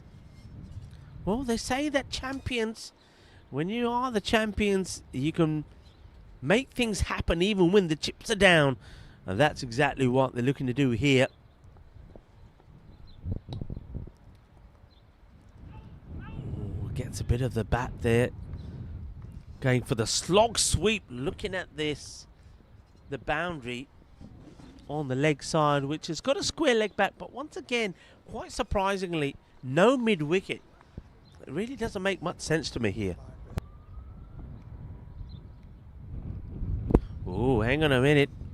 We were talking about 9 for 38, which was pretty impressive.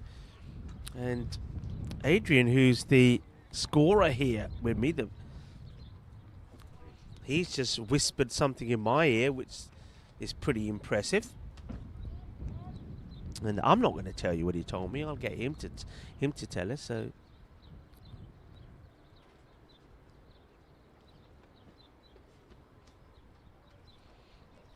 And, well, the field just being changed here for a moment. We'll get Adrian on maybe perhaps at the end of this over to tell us what he just whispered in my ear. And it's pretty impressive. All right, here we go. And that could be close. Oh, he's right back. It stays pretty low. But I think he might have got a bit of bat on this, and that's what saves him. Oh, we're not going to see anything there because of the angle. But you can see the height was not the issue. Batter was all the way back, and there had to be a bit of bat there. That saved him. I'm liking this. So, are we going to see... we saw the first innings, the batting from Sussex. You could kind of say that was a game of two halves. They were very slow. The bulk of their first part of their innings, and then came good towards the end. But when I say to the end, it was the last 4 overs really. And Kent have started well. Now with Newman gone, could they now be slowed down here? That's another one. See the difference when a new batter comes out, needs time to get going, and then dot balls start to come into play, and Venables, who's trying and just can't get things away at the moment. Right, Adrian, you're on. Tell me what you just told me there. Yes, my best figures were 9 for 8. It was my last game ever for Reading University, and we were on tour playing down at Worthing. 9 for 8.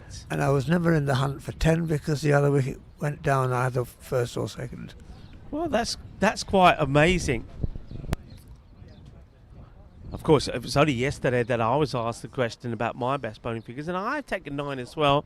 It wasn't quite that impressive. And I didn't get the 10 because it was my own fault. It was I think it was batter number 4 or 5 came in, and he wasn't wearing a helmet, and I hit him on the head. So he was retired hurt, and therefore I never got the chance to take the 10th.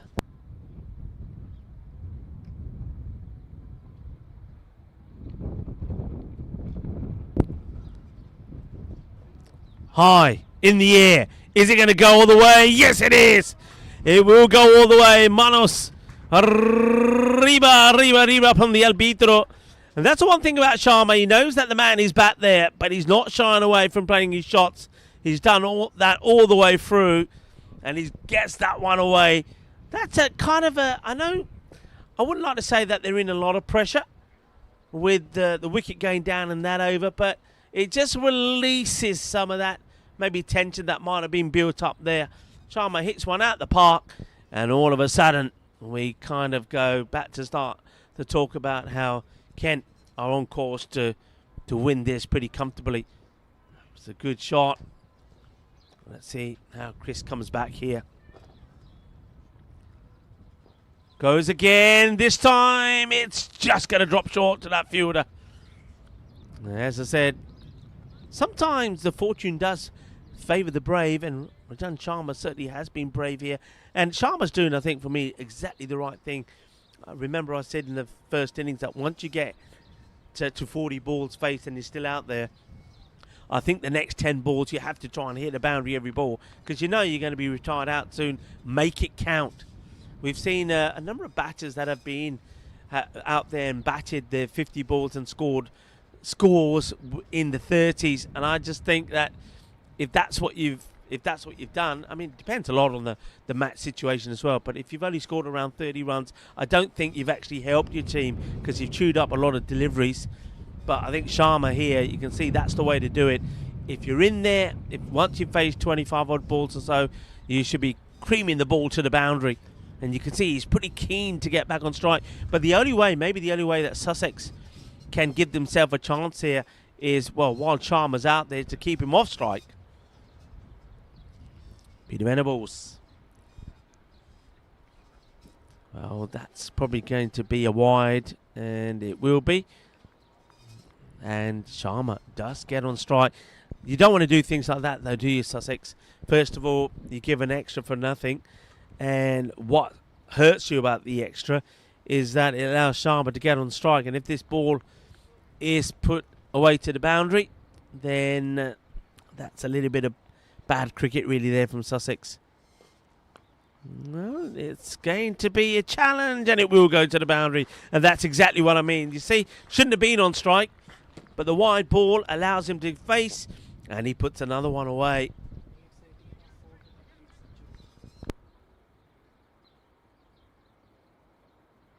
And I wonder, well, I tell you what, Sharma knows how many balls he's got to face, and he's moved on to 82.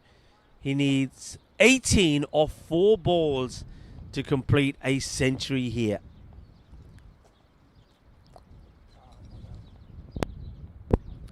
Tossed up. Oh, wow. Cleverly bowled. And that's another one that might have just caught a little bit of the bat. I think that's what the umpire, Peter, is saying there. That's actually good delivery. Brave ball to bowl to a man who's been hitting it all around the park. So 82 he stays on, 126 of 15 overs. Only that one wicket down.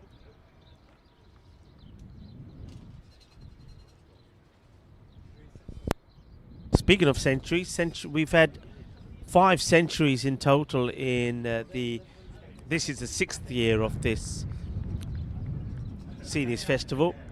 I'll go through them in kind of date order, starting with the oldest first. 2019, Andy McCall from the Yorkshire Ridings and Neville Allen, also from Yorkshire Ridings. Both scored exactly 100. Robin Yates scored one in 22. Dot ball there to start. And so did Suresh Navarathanam. Yates scored a 103. Suresh scored the Nelson 111. And the latest one was Paul Ruddige of Cheshire, who scored 116. Now, I think we've got a bit of an injury here, so we're going to have the medic who's going to go out.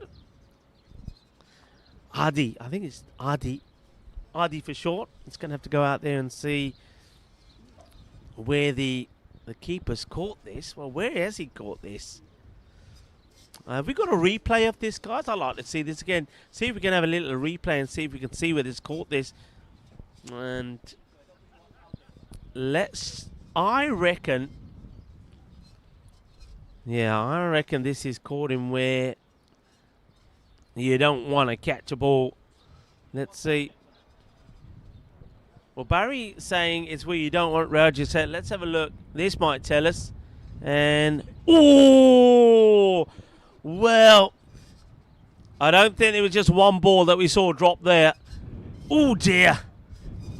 Ooh, la, la, la. Yeah, you definitely don't want any free spray or rail jigs on that. I don't think the medic can do much. And he's carrying on. It's well stopped. In comes the throw. Yeah, I had a feeling that caught him in the naughty bits, and it did. That's देखलो है ना बांटिया दे बिच लगी है.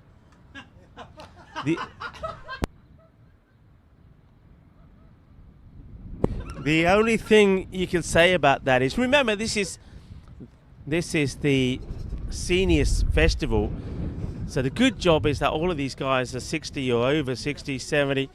That's hit hard, and it's a chance, and he's put it down. He's put it down, but he saved a boundary.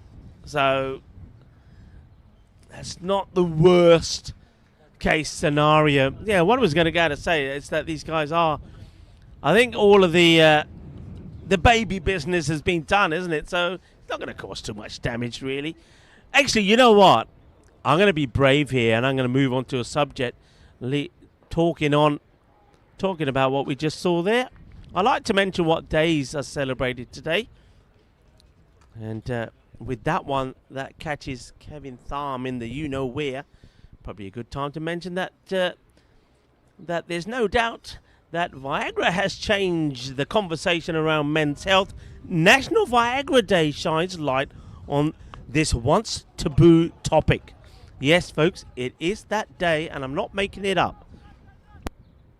I thought Shirley was going to hit me on the head there with something, but she's just signaling to the umpire. Shirley, it is. Don't make these things up. So, Kevin Tharm, don't worry. There is hope out there now. Last one for Sharma, and he hits it high in the air. I don't think the fielder's going to be able to catch it, and he's not going to be able to stop it either. And Sharma finishes on a high. He finishes on a flurry. He finishes on 89. What a lovely knock that has been. And surely is a match-winning performance from Rajan Sharma. Remember, Sharma himself, he did get a bit of a hitting off his spell towards the end when he got hit for 13 in one of his overs when he was brought back. But he's made amends. अपने रजन शर्मा ने बहुत अच्छी batting की थी, बहुत अच्छी performance, मेरे ख्याल match-winning performance, and yeah, deserves all of the applause there. And well, a few people are now coming in and saying that pill should maybe be the sponsor of the tournament. Well, what are people trying to say here? And somebody's saying no diaper to protect him. Well, diaper's not playing today, people.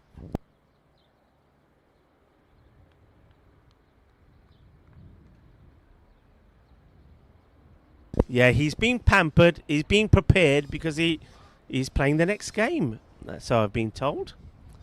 Scores on the board, 135, 6 of 16 overs. Is that right?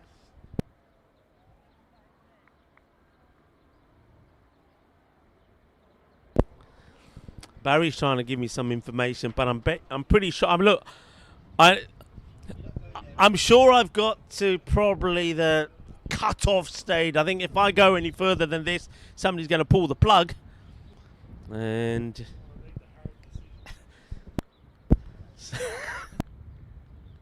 all the jokes are coming out here now.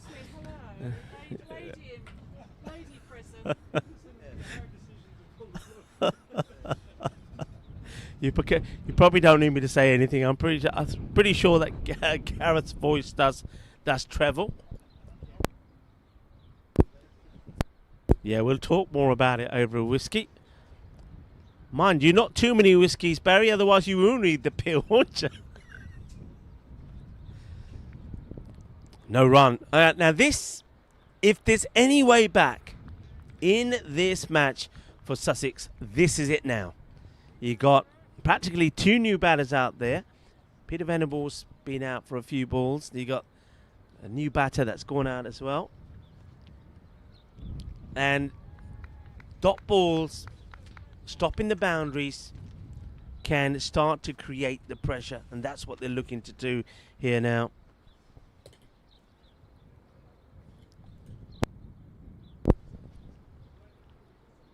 That's, oh, fingertips. Oh, could be run out. Bad throw, though. We did the right thing, I think, in the field. First of all, look, there's no run there, so that's fine. That's fine. There's no run. The batter hasn't really got going. He saves, I think he saves the boundary. We know that part of the outfield is very quick now, and even though they got a player back on square, I think that was hit well enough to go to the boundary. Saves the boundary. They don't take a single. If you got the throw into the keeper, it could have been a run out, but I don't think that really has any significance on this match. It gets played out. It's just a single. In comes the throw. They'll take the single.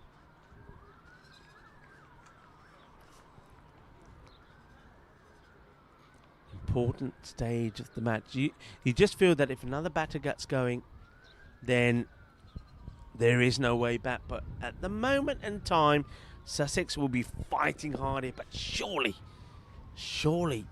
Kent are going to register their first victory. Tossed up. Catches a bit of the bat and the pad, I think, here. Just nudging at this. Look how the field has changed as well from Sussex.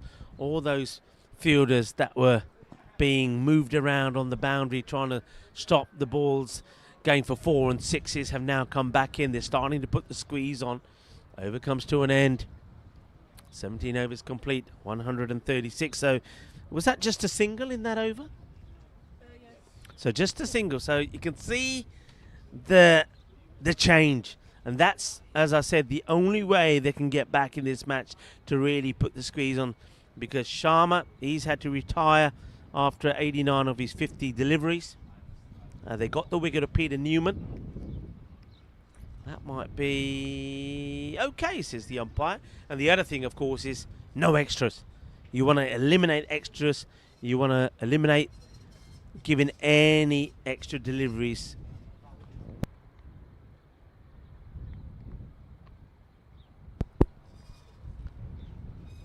And just when I say that, there's a pre-signal here from the umpire. So not off the bat. Are they going to take another? Let's have a look here. What's this buys? So that's 3 buys, I think. So just after you get one good, really good over, just one from it, the last thing you want to do is give extras away. That's what I'm saying. Making a change in the field here, bringing up Alan Wyatt comes in from the boundary. So once again, putting a bit of a squeeze on the batter here.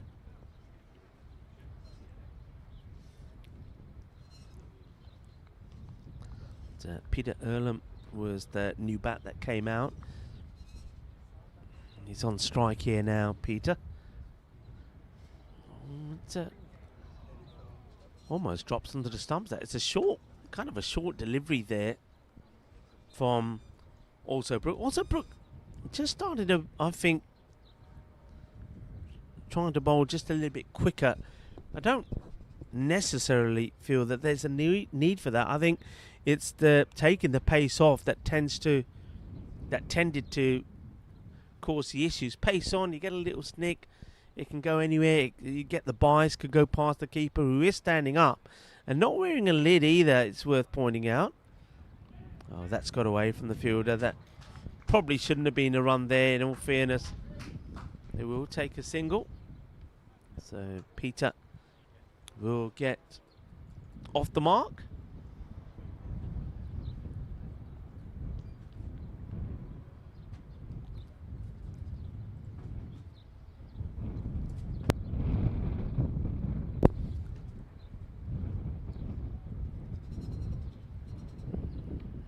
going to be another dot ball. Dot balls, dot balls, dot balls, dot balls to get yourself back in this match. Martin Venables and Peter Earlham are the two batters. Also, Brook goes back to his mark. That's a good length delivery. And backing up, you see all the fielders are pretty close here now as well. I think it just got... No, I don't think... I don't think Brian Cox is actually... I think he's off the field. Cox, I was going to say he looks like he's a fielder on the boundary, but he's not. I think he was replaced straight after, more or less, he bowled. So everybody more or less inside. They're pushing back I think the square leg more just to protect that boundary on the leg side from the golf end, because it is pretty fast. But other than that, everybody pretty close inside. It's all about getting those dot balls in. Kent themselves can win this match by just taking singles. They know that. And that's going to be a wide. That doesn't help. You can't be giving extras away. It's criminal at this stage. Just 21 runs. Or 20 runs actually will do it with that wide. They took a run there as well, of course. So 20 runs. That's a good looking shot. Nobody there. This is probably gonna beat the fielder, I feel. It's pretty fast out there, and it will. 4 runs. Just letting himself down a little bit here, Chris. He's bowled okay these previous overs, but this one is just, first of all, the extras. And that one just a little bit too short. So his first 3 overs only went for just 18, and he picked up that wicket. But, and of course, that one hurts you, really. That's better areas. That's where it's got to be. Outside the off. Just a reminder, the next match, well, depending when this match actually comes to an end, we might actually be back on schedule. But we're scheduled, of course, to start at 1:45 into the pads. And that, of course, is where Surrey, who returned back after they were beaten yesterday by Norfolk and Suffolk. Surrey put 160 on the board, with both Mike Redfern and Stephen King retiring. King made 41 of 50, Redfern 51 of 50. But once they retired, the batting just went to a standstill. And the 160 wasn't enough. Norfolk and Suffolk knocked them off and won by 5 wickets. So they come back, and they're up against a team we're going to see for the first time in this festival, the Canada Masters team. It's another... Not wide, says the umpire. Umpire feels that one probably, if there was no movement from the batter, probably would have struck him somewhere, using the profile system. Sun once again has found its way behind some clouds, and when that sun does disappear, it does get a bit chilly. Plays that one off the back foot, but of course with that, with the extras and that boundary being hit, the damage in that over already being done. 146. 18 overs now completed. So yeah, 10 runs come off that one. That's 19 now. Thank you, Shirley. 19 overs done. So you can do the maths yourself. It should be pretty straightforward. So Sussex, the defending champions, winners last year, looks like they're going to go down here. There is, as you probably heard when I was speaking to the captain, Mick Brazil, very different team. Some players absent, and probably worth saying has been pretty noticeable, especially here. That's played away quite well. It doesn't quite get it out the middle of the bat. That's kind of the bottom part of it. We'll take the single. Singles are good here at the moment. But of course, all the damage was done by that great opening partnership between Peter Newman and Rajan Sharma.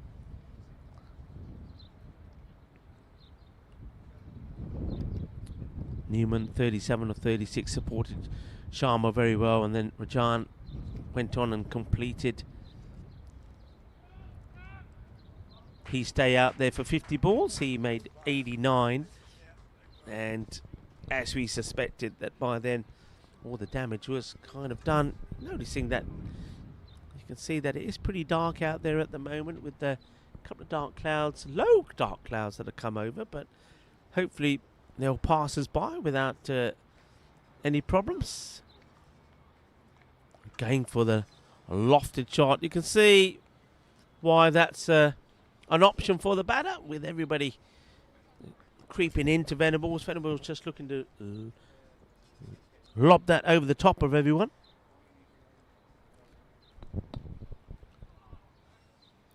It's another one that's they're not going to get any runs off.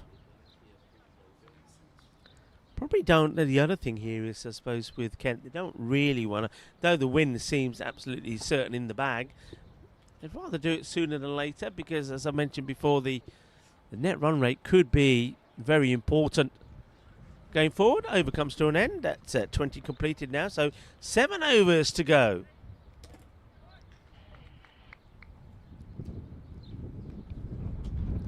Seven overs to go. They still need, I mean, haven't got those runs yet, have they? I mean, if Sussex can put in, say the next 3 overs could be pretty tight and just a couple of runs from them, then they may just feel that they might create a bit of a panic here from the Kent batters. Still believing here. Sussex still believing they can make a difference. Now, Cox, I've noticed, has come back onto the field of play. The thing I'm thinking now, he has got, just having a look, he bowled 5 overs. Now, they could use him. Remember, 2 can bowl 6. Could be him, but he's been off the field of play, I believe, for a while. I know that Barry's here next to me. Yeah, so, yeah, he's been off too long, I believe. Barry just said that, so he won't be able to bowl. Yeah, I suppose what they've done actually by bringing him on, they've sort of said, well, look, if we do take it into the last, he might be able to bowl by then. We'll have to wait and see. I think that's probably what they're thinking. All depends on how things go. Chris, he does get another opportunity to bowl this one. His last one wasn't his best. And, oh, well, it's a flamboyant effort from the fielder to take the catch. He must have got something on this, I feel. That's Wyatt. I don't know if we got this again. It was a great effort to try and take the catch. I think we might be having it coming up here just now. But he's just out of your shot at the moment. But I think he gets something on it, but the ball still gets away. I'll take a couple of runs. Now this one, they're going to take a, yeah, they're going to get a couple here. So, yeah, I'm a little bit surprised that it did go back to Chris here, because I don't think the last over, I don't think his last over was the best. He was bowled a few wides. He got hit through the boundary. I think I would have made a change because any expensive over here is the match. And yeah, this is going exactly the way now for Kent. They'll take one. Oh, well, do that again. Go on. There's a party trick this time from Kevin. Also, Brooke turned around, went to throw the ball, and almost, well, he did throw it behind him, but fortunately, he didn't throw it over the boundary, and the batters don't make anything from it.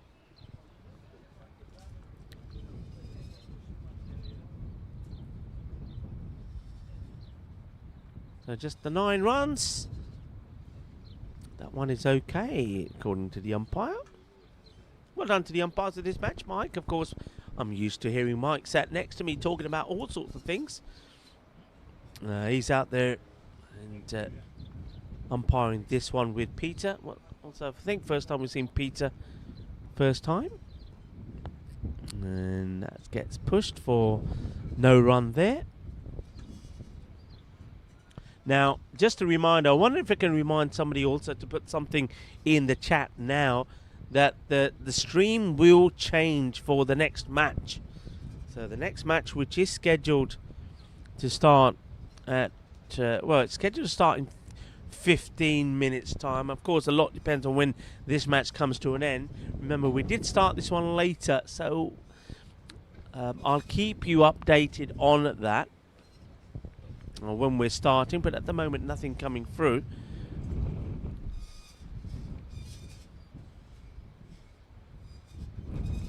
Oh, that's a good delivery. But yeah, just to remind you, you will have to change stream. And I think yesterday a lot of people didn't quite get the message. So let's put something, if we can. I know that Yanka probably can hear me in the clubhouse. Let's try and get something on this stream. But if you just go to the same way you came onto this match, if you go back to the main page there on YouTube, you'll see that there is a listing there for match number 6, and all you would have to do the same way you did for this, just click on that, and that would be the stream, the new stream for the next match. Okay, so just reminding, so let everybody know as well, all of you in the chat, let everybody know that that will change. They are running. They will take the single. Well, those stumps are coming out of the ground quite nicely today, aren't they? I think the bowlers will be licking their lips thinking they've got to hit the stumps and knock them out of the ground.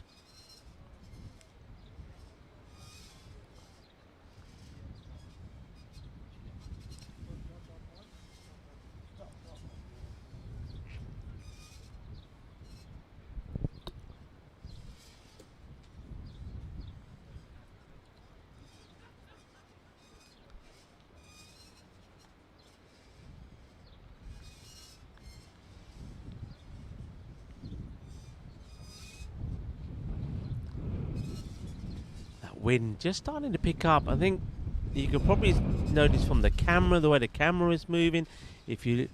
When we have a look at the backdrop here, you'll see that this one, is it going to be buys again? They've got 1. They may want to come back for 2. It should be a easy, gentle stroll for 2. Let's see what the signal is from the umpire here. Yep, buys again. That's Mike signals the buys. 2 more runs.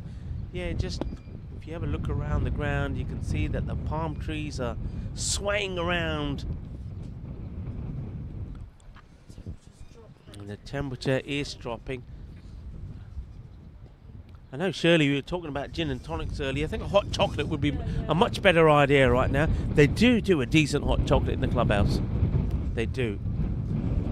We'll have to organise somebody to get Shirley a hot chocolate.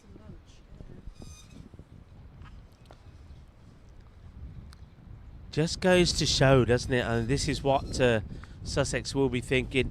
They needed to get that breakthrough. They needed to get that wicket of Rajan pretty early.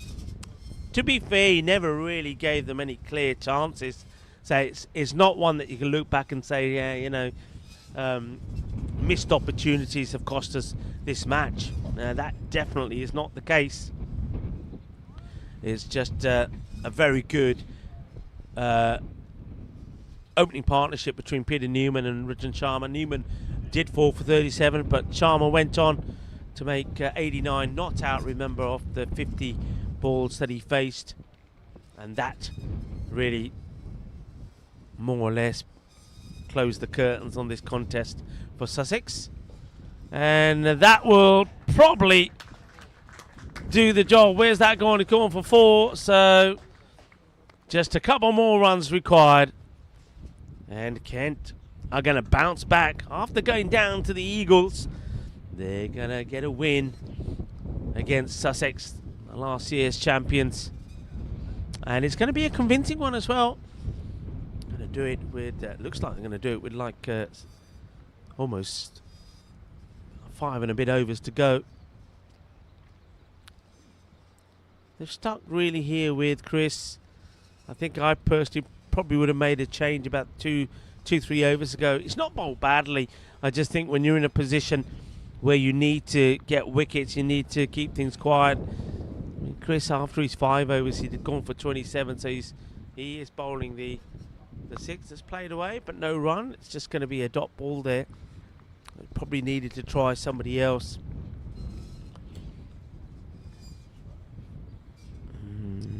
I mean, John Paddy Smith, his 2 overs went for 24, so he was expensive. Well, uses his feet well, but kind of gets yorked there. So, pretty certain that the next match probably won't start bang on time, but won't be that far off, actually. So, it was scheduled to start probably 10 minutes from now, so there will be a quick changeover. I know that the toss has been done. Ankit is here. Ankit will be able to tell me what the toss news was. So scores are tied. Ankit, the next match, what was the details from the coin toss?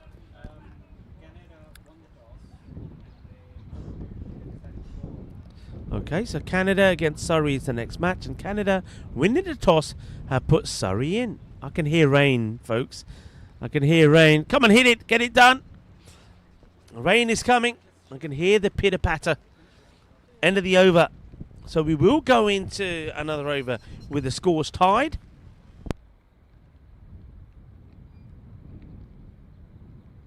.161 for 1. 23 overs completed. So surely we're now going into the last over of this match. You would presume any run will do it. As well, as the rain comes, and it's a very good victory really, this, for Kent, for a number of reasons. Number one is that they did lose the toss, and you felt then that Sussex, that was a good toss to win for them, to bat first in conditions that were going to be difficult. Well, there it is. There's the victory. It will be, well, they don't even have to run. It was a wide. As soon as the wide is called, the game is done. So victory it is for Kent. They needed a bounce back after getting a bit of a walloping against the Essex Eagles, and they have done just that. So well done to them. And as I was saying there, it was a good victory because they had to do it the hard way. They had to field and bowl in wet conditions, and I think they did that superbly well, actually. I think the bowlers have earned them that win the way they went. It was only the last 4 overs where it went a little wrong for them. Remember, after 24 overs, or I should say after 23 overs, it was 107, and then over number 24 went for 10, over 25 went for 13, 26 went for 19, and the last over went for 12. So 54 runs came off the last 4 overs to help Sussex get to that 161. But other than that, their bowlers were superb in difficult condition, and I actually feel that those Sussex thought the conditions would actually help them. I think they niggled them because the outfield was so much slower in that first innings. The ball wasn't racing to the boundary. There was a couple of times that the ball also did plug, so it ended up probably being, and you don't often say this, a good toss to lose for Kent. So well done to Kent. They get the victory. Sussex, well, they're going to have to lick their wounds and hope they can come back stronger the next time that we see them. But we are now getting ready for the next match. I don't know if Anket's got any update on me on when that match is scheduled to start. Well, Ankit's saying probably as soon as possible. 15 minutes would be nice, Ankit. It gives us a chance to have a break and have a hot chocolate. But, yeah, stay tuned. Remember, you do need to move to the different screen, and I don't know if anybody, I know that Yanka will probably put something on the stream, but all you got to do is go to YouTube, you'll see match number 6 and go to that stream, and I'll be here waiting for you.